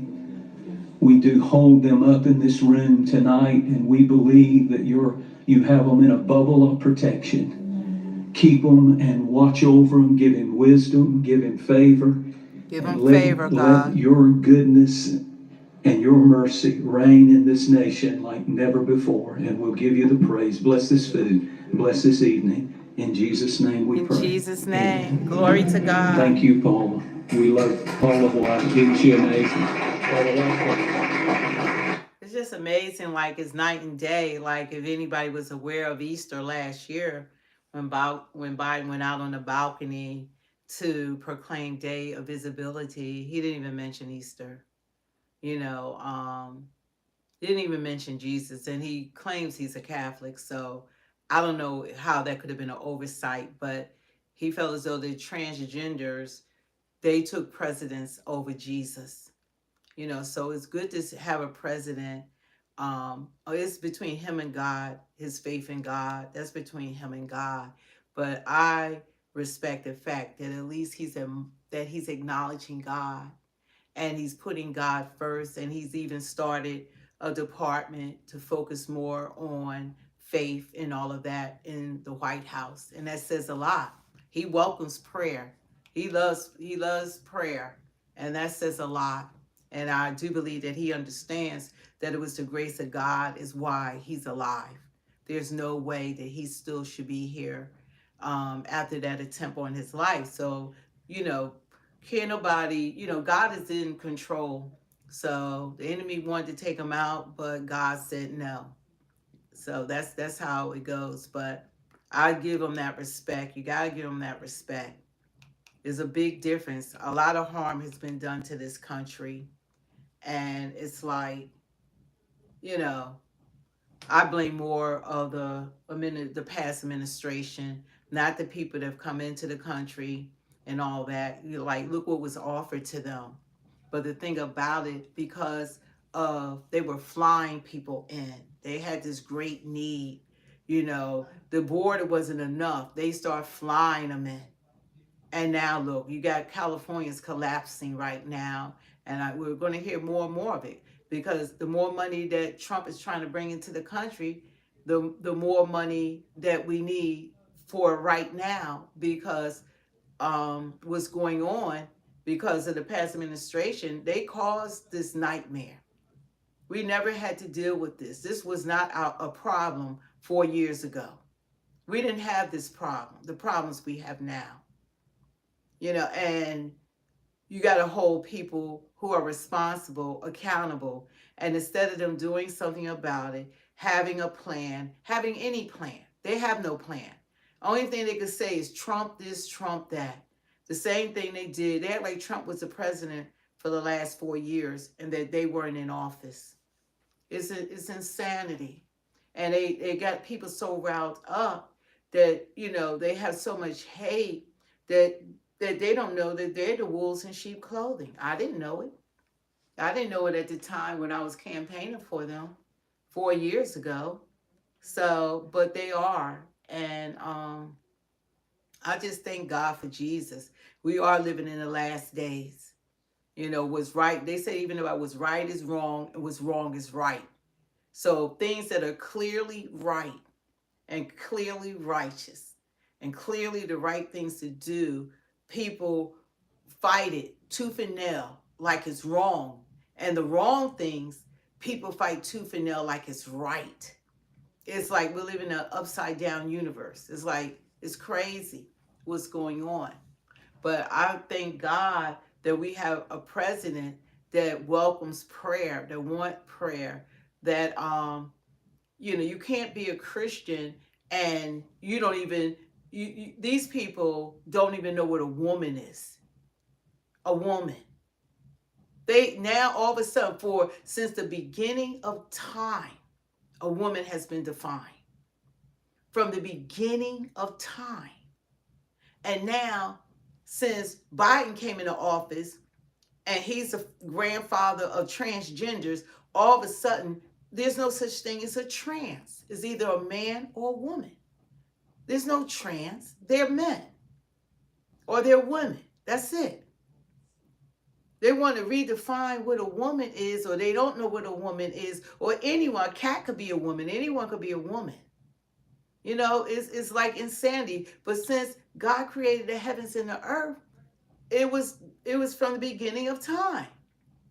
And now all of a sudden, nobody, they don't know. No, we know, but the Democrats don't know. That's why there's men and women sports. The guy unrobing and disrobing with all his body parts with the girls.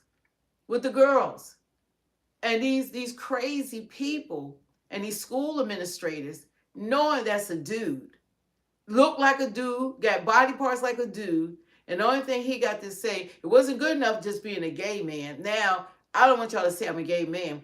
I want the whole delusion to go on. I want the world to say that I'm what I'm not.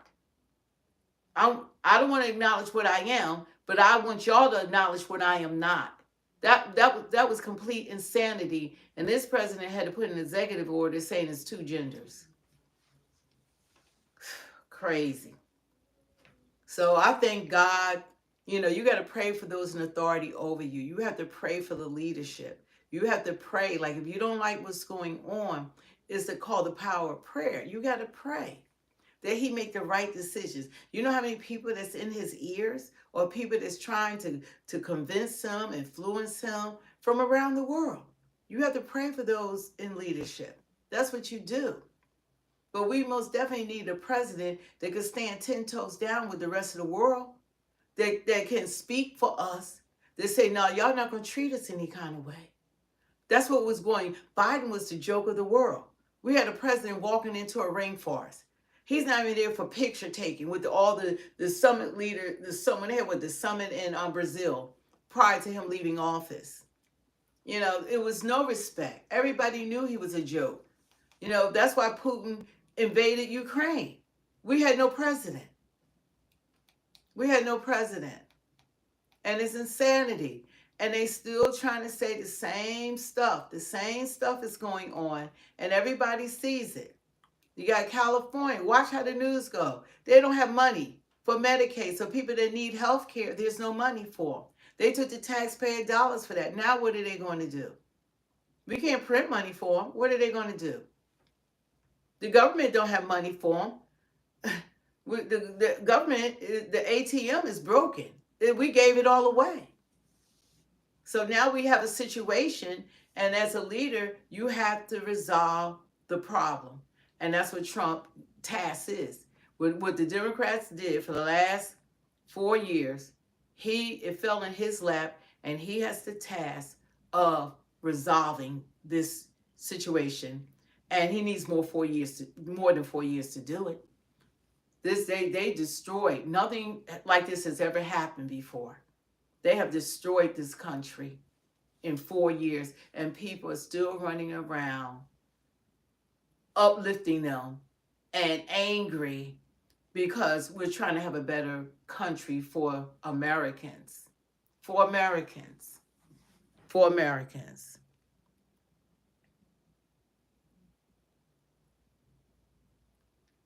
It's just people have lost their minds. They literally have lost their minds. Trump didn't create this problem. This problem was here before he took office January the 20th. Where was the outrage? Where was the demand from your elected officials to solve this problem?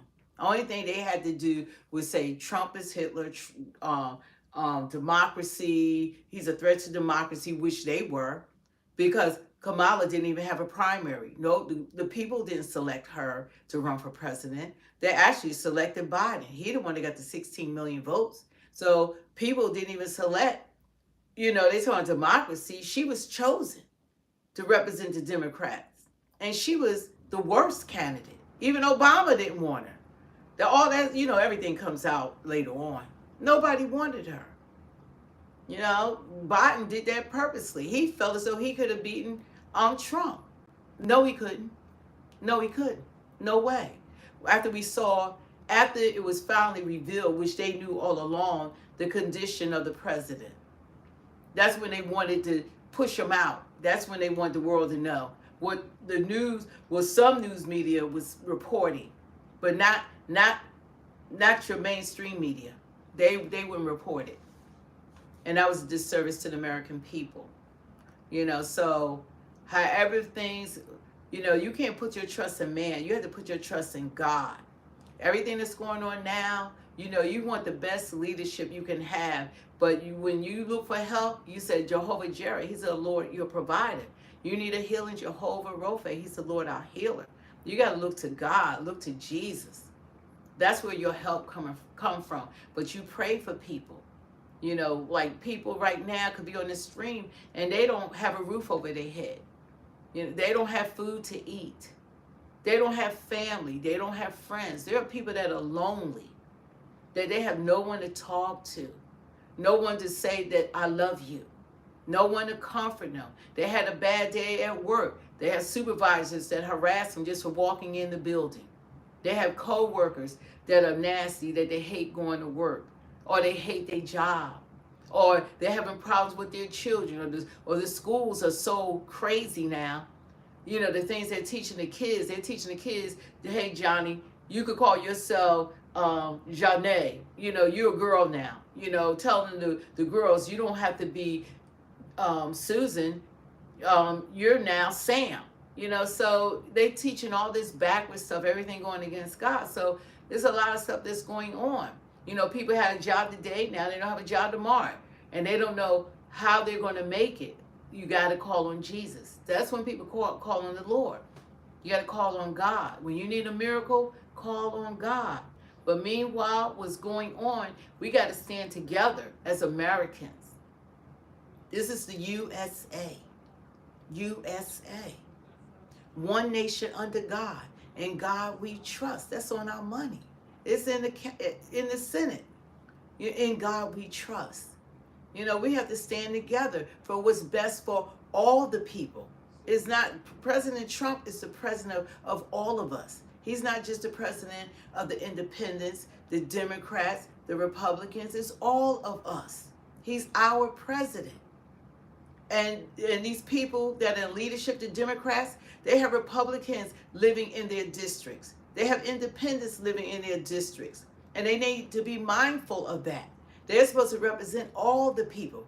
What about taking the time, Democrats, and actually represent the United States of America's citizens? How about that? How about representing us? Is that too much to ask? For you to put some of that energy in actually doing something for United States citizens? You know, this stuff that's been going on is ridiculous. You know, we're watching, and this mother, Patty, she's pleading out about her daughter, and she's saying that there were no calls, no phone calls, no condolences. And this man flying, Senator Van Hollen, he's flying over to El Salvador for an El Salvador citizen, but his constituent in his state, he had nothing to say to her and her loss. It's no balance. Okay, fight. You're going to fight for him, but where were your compassion for her? She's a citizen. It wasn't any, and that's what the divide is. The divide is there. You got Democrats that don't speak to their relatives because of who they voted for. They told you got people that were supposed to get married at the altar, leaving it God because of political views. You're going to destroy your whole future and your whole life when a president is only president for 4 years. What about after the 4 years? Now you don't gave up your husband, and now you by yourself, and he's no longer president. So, but you gave up your whole life for that. People are, you know, times change. Everybody moves on. And everybody will move on for this. That's why we have elections. But people are so in their feelings, they got to remember that the leadership has to represent us. All of us. All of us. We're one nation under God. And all this divide and division and divisiveness that the media has caused, the media is so influential. They have people with so much rage and hate that people, even with the Teslas, they hate Elon. But you destroying the Teslas, guess who owned the Teslas? Democrats. It's not their fault, but their cars are being torched and vandalized, and they're being scrutinized for driving a car that they bought prior to Doge even getting involved. We got to really get back on one track so that we can be a great nation. And it takes all of us. All of us. Put some of that energy into us. Put some of that energy for illegal immigrations. Put some of that energy into us. Put some of that energy in finding those 350,000 missing children. Put some energy in that. Put some energy in things like keeping fentanyl out of this country that kills over 250,000 Americans or more. I forget how much. The number is larger than that a year. Put some energy in our rights and protecting American citizens and making it better for us. How about, is that too much to ask from your government?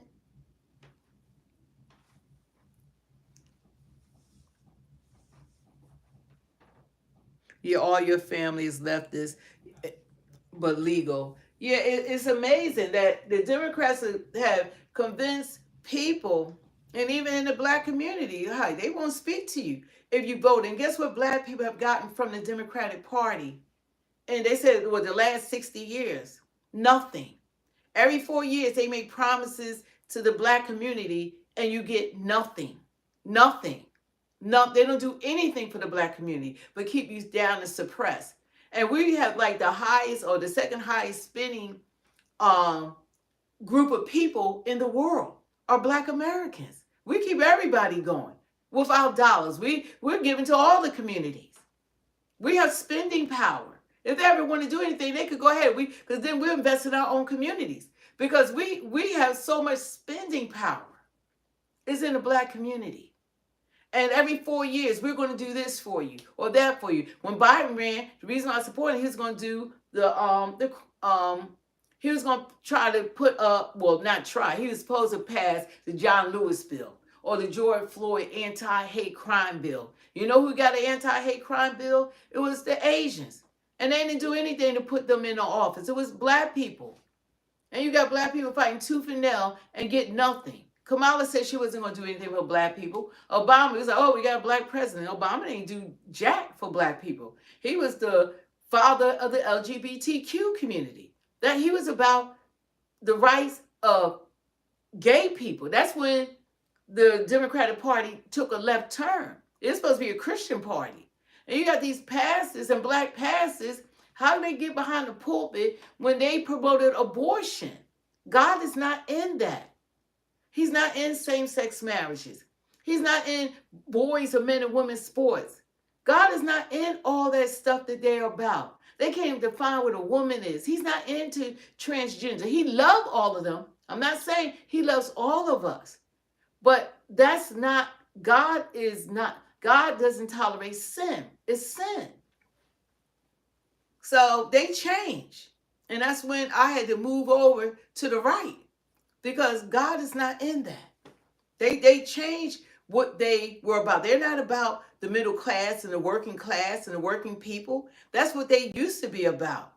They're not about that at all. They don't even talk about it. They don't even have conversations about it. That says a lot. But they got you all in the news. Oh, yeah, what's going on in El Salvador? Oh, yeah, look what's happening to Kilmer Garcia. They want all the Democrats be focused on that. Look at what the United States is doing. Look at that. Instead of looking at your problems and looking at what they're not doing for you.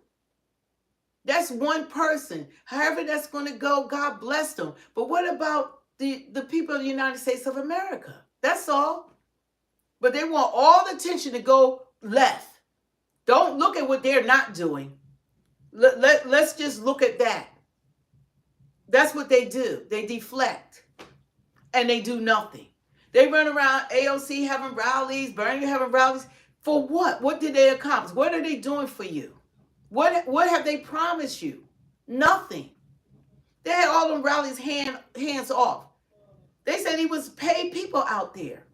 But what have they done for you? Nothing. People need to start looking at the deflections and see what's going on. You could care about illegal immigrants, but you're supposed to also care, even the illegals, you should care about American citizens. They're supporting you. They're taking care of you. Period. But we're not the ATM of the world. Bank of America It's closed. We just don't have the money for it.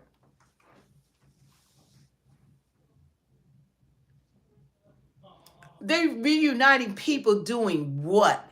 These are the same people that they got running around. Did you see some of them? They actually look crazy and behave ungodly.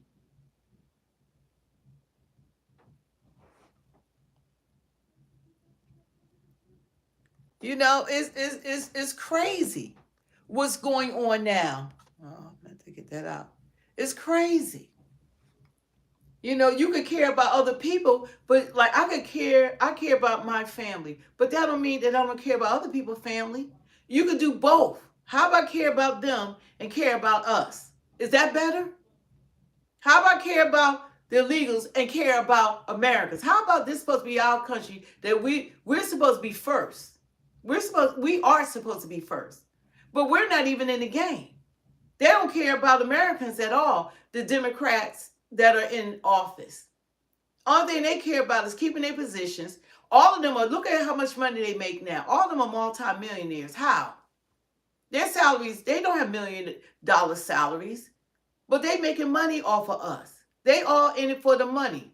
All of them how they all become multimillionaires? How? All of them. Nobody's looking at that now. Elon investigating. He coming for them, exposing all that millions of people, illegals voting out elections. They're on our Social Security. How are you gonna give them Social Security numbers? That's taken away from us. That takes away from us. And our people are so delusional that they don't understand that they're hurting all of us. They're hurting all of us. And they won't talk about what they're going to do for you. They jump up and down. Oh, you united for what? To do what? To do what? To do what?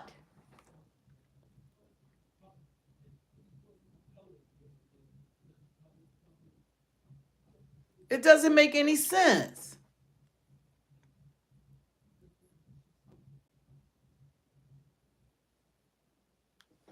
You know, there is a way to citizenship so they could get their certificate of naturalization. Like at all countries, it's a process, but you can become a citizen. You can. And anyone that leaves or get deported, they can come back and become a citizen. Matter of fact, Trump said, you deport yourself and you want to come back, that he'll move you up. Because the thing about it is that we have to do something. The past administration, they put this in our laps. And it's not against the people that came in. They were flying them in. They opened up the borders and they were not shutting the borders. What would this country be if Trump hadn't won the election? We saw it. What would it be right now? It would have collapsed. There was no coming back from this. There was no coming back. And Trump knew it, and so did God. So that's why God spared his life. And see, the people who are in denial because there's no truth in them. You know, when you like this, like you have to speak up because silence can't be heard. And see, people don't want to hear. You know when someone's speaking the truth. You can feel it. You know it. But people don't want people to hear it because they want them to be on that bandwagon of hate. They want to be on the bandwagon. Don't look at the real situation with United States citizens. No, we don't want y'all. No, don't focus on what's going on, Democrats. No, we want you to keep hating and keep being destructive and keep being angry and keep being mad while we do nothing for you. That's what they want. And that's what's been going on. They don't get it, though. That's what's been going on. The cities are being destroyed. The economy is broken. And that's all. Everything we're going through is a result of Biden's administration, Biden and Kamala's. And nobody has come for them. They got a pass. Biden had the nerve to resurrect himself yesterday. He resurfaced. He up there reading a teleprompter, muttering and stumbling over his words. Nobody has a problem with that. That man, he destroyed this country. Destroyed it. Then in his speeches, he gets aggressive. Yeah, he started talking like Batman. He like, hey, y'all know, yeah, Batman gonna be here. Yeah. And then I was like, and you said, then he started yelling. I was like, what in the world? I said he must have wrote in his speech to yell or talk louder. They gave him something. Yeah, because before he would read the teleprompter, they say talk louder. He read talk louder. You know, so he had to practice that. But long as you're deflected, as long as they can keep you hating, when Trump is trying to rebuild this nation, and we can call him out. Speak the Truth is not biased. It's not one-sided. Okay? And we've done videos. We don't agree with everything, but we do agree with some of the things. Like to disagree with everything, then something is wrong, no matter what he does. We agree with more things that he does than Joe Biden. And Joe Biden. Yeah, they did a lot. Destroyed this country. And that's why you got to look at who's actually on this stream, because how can you be an American citizen and you don't want your congressmen and women to look out for your welfare or look out for you as an individual? When you vote, that's what you're voting for. You know, so they got you over here and they doing nothing for you. They becoming millionaires. They talking about money and millionaires and billions. Guess what? That's what they are. That's because some of the people watching can't put themselves in other people's shoes and think about where all this money, how it could have helped people who are in the hospital, people who are sick, people who are homeless, people who are living paycheck to paycheck. They can't take themselves out of their own shoes is why. Yeah. Or they're just stupid. And they were suffering unadministrated. They was hollering about egg prices. That's going down. Ain't nobody's talking about that. Gas prices going down. Nobody's talking about that. All the things that are going down and things that are happening, nobody is talking about that. Banning people that are spamming.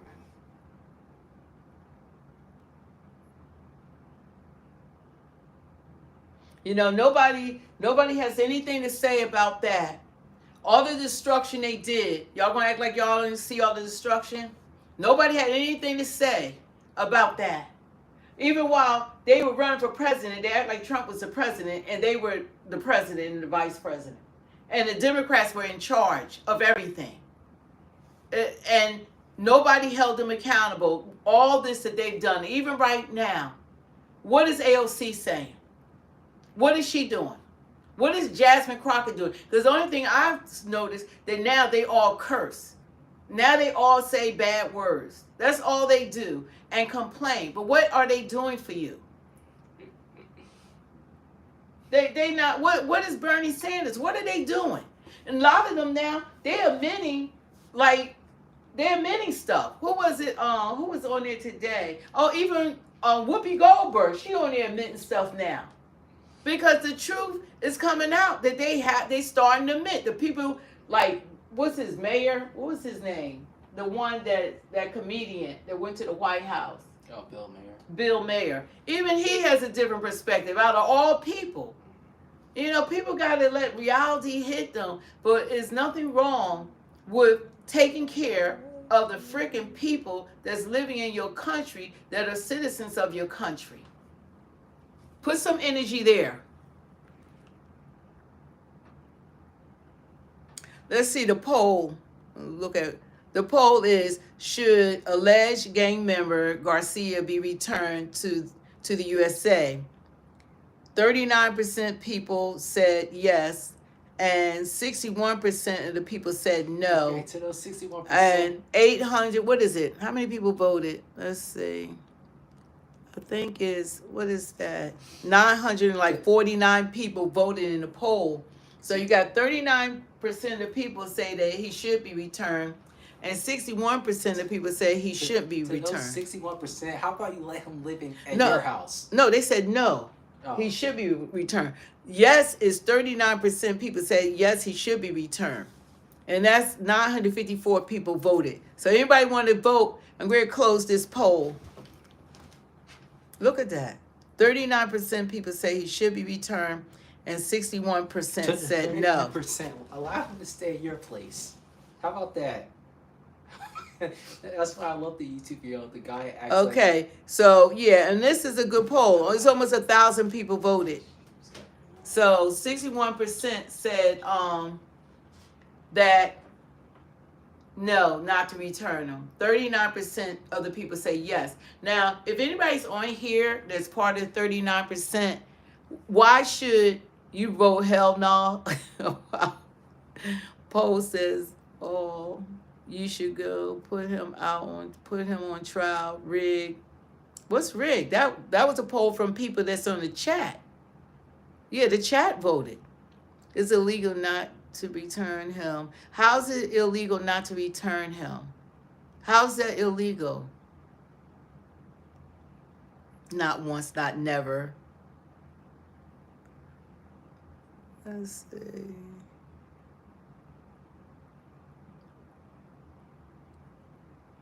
Well, I think that people are getting confused with the laws for American citizens don't apply to illegal immigrants. They don't even hold them to the same standards when they commit crimes. They have different laws in these sanctuary cities for illegal immigrants. They don't even have them under the same laws as American citizens.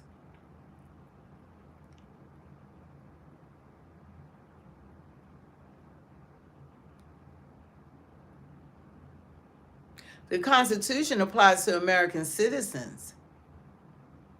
The Constitution was written for American citizens. It wasn't written for Russia. It wasn't written for China. It wasn't written for the UK. It wasn't written for Canada. It was written for the people of the citizens of its country. He is from El Salvador citizen. So his country has laws for its citizens.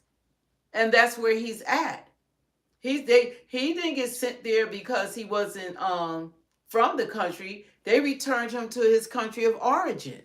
He's from El Salvador.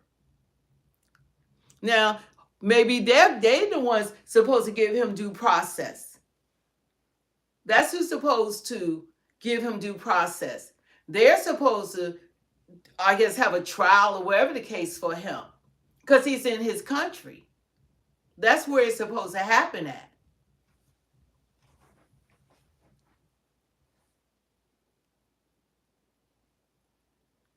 And he's now in his country. He's now in his country. His president was here. And his president said that he can't smuggle him back into, I guess, his country is what he was trying to say, because he's here in the United States.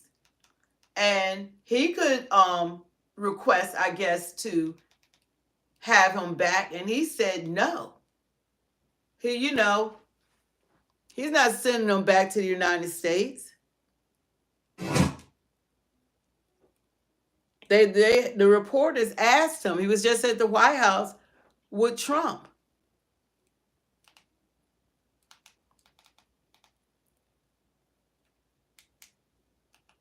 This morning, the standoff over a mistaken deportation intensifying after President Trump hosted the president of El Salvador, who claimed he could not return the man from a mega prison in his country. How can I smuggle a terrorist into the United States? I don't have the power to return him to the United States. Kilmer Abrego Garcia, a father of 3 with a work permit in Maryland, was deported to El Salvador through what the Justice Department called an administrative error. The Supreme Court has ordered the Trump administration to facilitate his return. That's the order. The order is bring him back. But the Attorney General argues initiating Abrego Garcia's release is El Salvador's call. This is international matters, foreign affairs. If they wanted to return him, we would facilitate it, meaning provide a plane. The White House now saying Abrego Garcia was not mistakenly deported, alleging he's part of the violent MS-13 gang. Claims his family denies. I'm still fighting for you. He's never been criminally charged in the U.S. or El Salvador. President Trump saying he wants to deport more migrants here illegally to El Salvador prisons. That's, that's why people that are here, if you're with a gang and all that, they be better off self-deporting, going back to their countries and coming back legally. Now that he's no longer here, he's in his country. The United States is not going to go and take a citizen from another country. It's up to that president now. He's in his hands. He's in his hands. Yeah, he's in his hands now. It's up to the president of El Salvador. It's up to him, his fate. He can try him, or I don't know what their system is. Like, what happens? Like, if he's not supposed to be there, I guess they do have lawyers. But you have the United States is fighting for El Salvador citizen. He's not a citizen here. He's not a citizen here.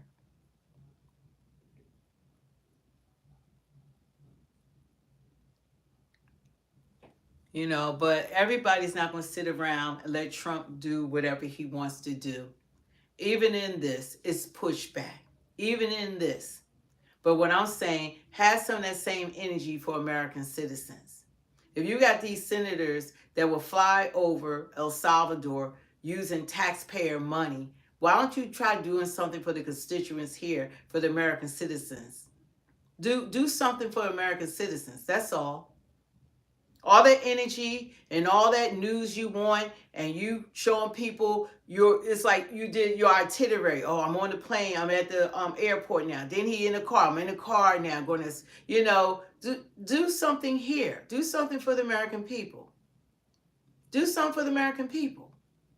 All that energy, do something for the American people as well.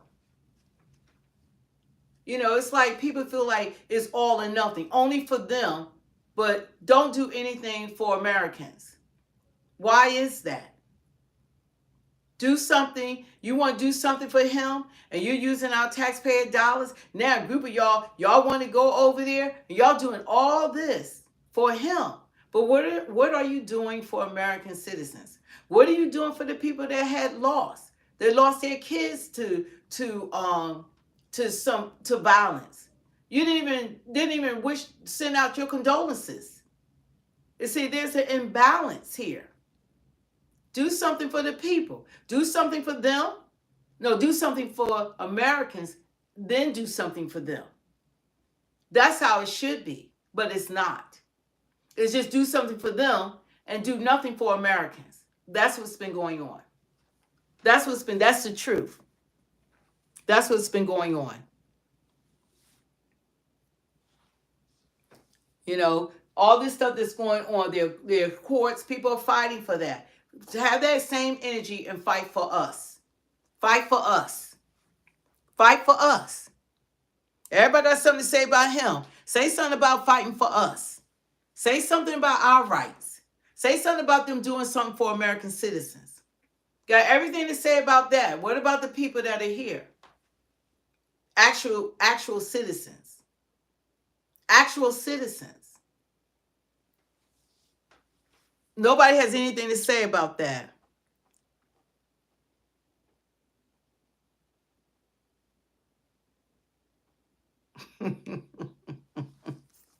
Now they wanted to have them in the fields, I guess.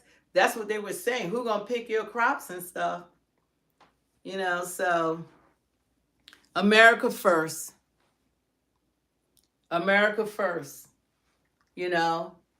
Everybody act like you could tell people aren't American citizens, because who would be against, as a citizen, against your government using your taxpayer money that you paid into and putting you first, like they're supposed to. They're supposed to. So that's how you can see people. The only people that's against it are people who aren't citizens. Because you can't be a citizen and don't want your government to use your money to benefit you. There's no way. There's no way. They care more about this one person than about the rest of the government, about the citizens of this government. And that's why the Democrats would never win again. They will never win again a presidential election. They will never win again. They will never win again. And next time they're going to lose even more. Because after Trump gets through doing and cleaning up and all this, they will never win again. They don't put Jesus first. They don't know what a woman is. They for abortion. They for same-sex marriages. They want men to run around talking about they women. They want war. They got us in 2 wars that we're funding. You got 350,000 missing kids. You got all this stuff going on. All this stuff. All this stuff. All this stuff that's going on. And you're distracted. They got you focused on what's happened to an El Salvador citizen while we got all this stuff going on. And they'll keep that going on and going on. And these are the Democrat leaders. They have all of them. Look at the Democrat mayors, like Mayor Brandon in Chicago, Mayor Adams in New York, Governor Newsom in California. All these people, they're bankrupting the freaking United States. They're focused on them and not focusing on United States citizens. I'm done with this. It's just insanity. It's like they can do both. They can take care of United States citizens and still be kind to the rest of the world. But they're not doing that. They're not doing that at all. Their priorities are anybody that's not an American citizen. That's their priorities. And they show it every day in the news. Every day. And you got these crazy American citizens that don't know that they bamboozling them. They're not doing nothing for you. They're not if they don't like what's going on, that they caused this mess. Let's just start out. They caused what we're going through. They are the ones that cause all this. All the open borders, all the illegal immigration, all the high inflation, the economy, all the 2 wars. They're responsible, for all of this. All of it. All of it. All of it. All of it. All of it. All this been going on under their watch. All of this. And Biden didn't even show up for work. But nobody had a problem with that. Who was actually running the country? Nobody wanted to answer that. Some people say Obama.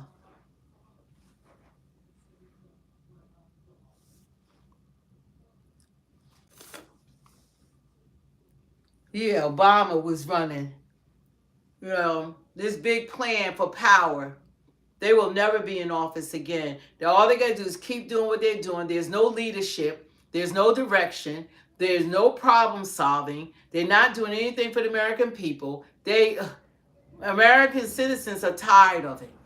And we spoke loud and clear in the last election. And that's why November the 5th, 2024, Donald Trump was elected into office, because this is too much that they weren't doing. Are you subscribed? Thank you. God bless you. But you guys, I'm going to jump off of this. If we can get the likes up to 100. Oh, we almost there. It's only a couple more. Sometimes I stay on longer, but hopefully God will just give us an ear to hear. Give us an ear to hear. In the mighty name of Jesus. That God just, give us discernment, that he'll give us wisdom. God said if you ask for wisdom, he'll give it liberally. That you got to ask God. Ask God to protect you. Read Psalm 91 to your family, your kids, for yourself. He who dwelleth in the secret place of the Most High shall abide under the shadow of the Almighty. Give whatever problem, whatever worry, every concern, because he says his yoke is easy and his burden is light. Give it all to God. Tonight, just, have sweet sleep. Ask God that you sleep peacefully and he give you sweet dreams. Give any concerns, because he hasn't given us a spirit of fear, but a power, love, and a sound mind. So just stand on the word of God and know that God got you. You know, so don't even look to man or to be your provider. God is your provider. So just look to God. Thank God every day. Thank God for a new day, because people didn't get up today. So just be thankful. You know, a lot of times, no matter what you're going through, whether you're here legally or illegally, you know, all of us are children of God, the Most High God. And God wants the best for all of us. So whatever you're going through, just pray about it, give it to God, and speak the truth. Be honest.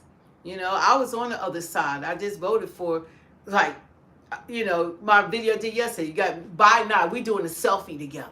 That's Biden and I. We doing selfies. I was right in there. I have a resume. And then I woke up to the wolves in sheep clothing. So if I'm like this now, I didn't just get like this overnight. This has come from the Democratic Party is different. It's not the same party yesteryear. Obama and Biden, they changed this party.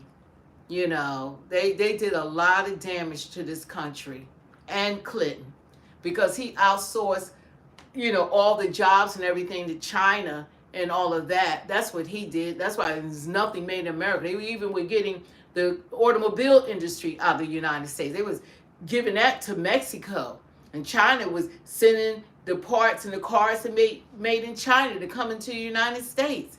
We really got dogged. So we just got to just thank God for everything.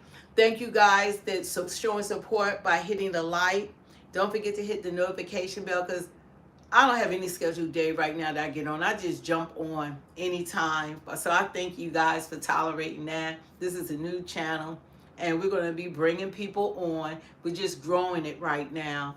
And I want to start bringing, because I want to hear from you, that we can have conversations, you know, that I want to hear you as well. So God bless you. Thank you, Chevy. You are amazing. God bless you. He's going to be one of my first guests on the show. Someone told me they pastor has something to say. I want that pastor to come on this show in the mighty name of Jesus. And God bless all of you. We love you, and take care. And we might be on here tomorrow. Thanks for joining us. Elijah, you want to say bye? Yeah, go ahead. Still there. See ya. See you. God bless you. And leave a comment. See, the thing about it, I do want to answer what people say on the stream, but I can't. And like once we end the stream, all the comments go away, so I can't respond. So if you leave a comment, how do you feel about them deporting Garcia? Do you support President Trump? Do you think that he made a mistake? What do you think is going to happen with the courts? You know, what are they going to do with the government not following the court's order to bring Garcia back? Do you believe that the United States should be USA to take care of us first?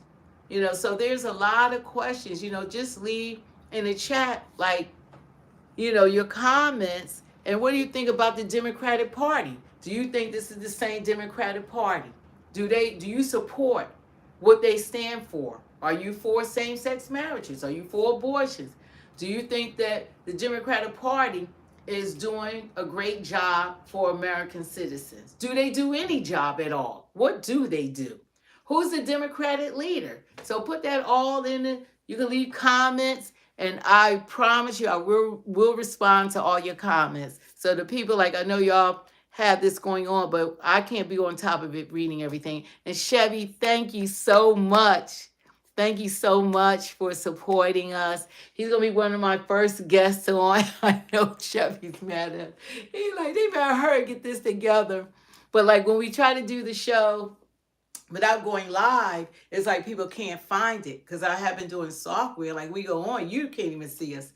So we might just do one and record one and then post it. But that's why we're trying to build it up so people can find us and they can see us, you know, and hear the, you know, what's going on, and they can respond. So anyway, we're going to start uploading just to test it out to see if people can find us that way. That's why you guys got to hit the notification bell. So anyway, God bless you.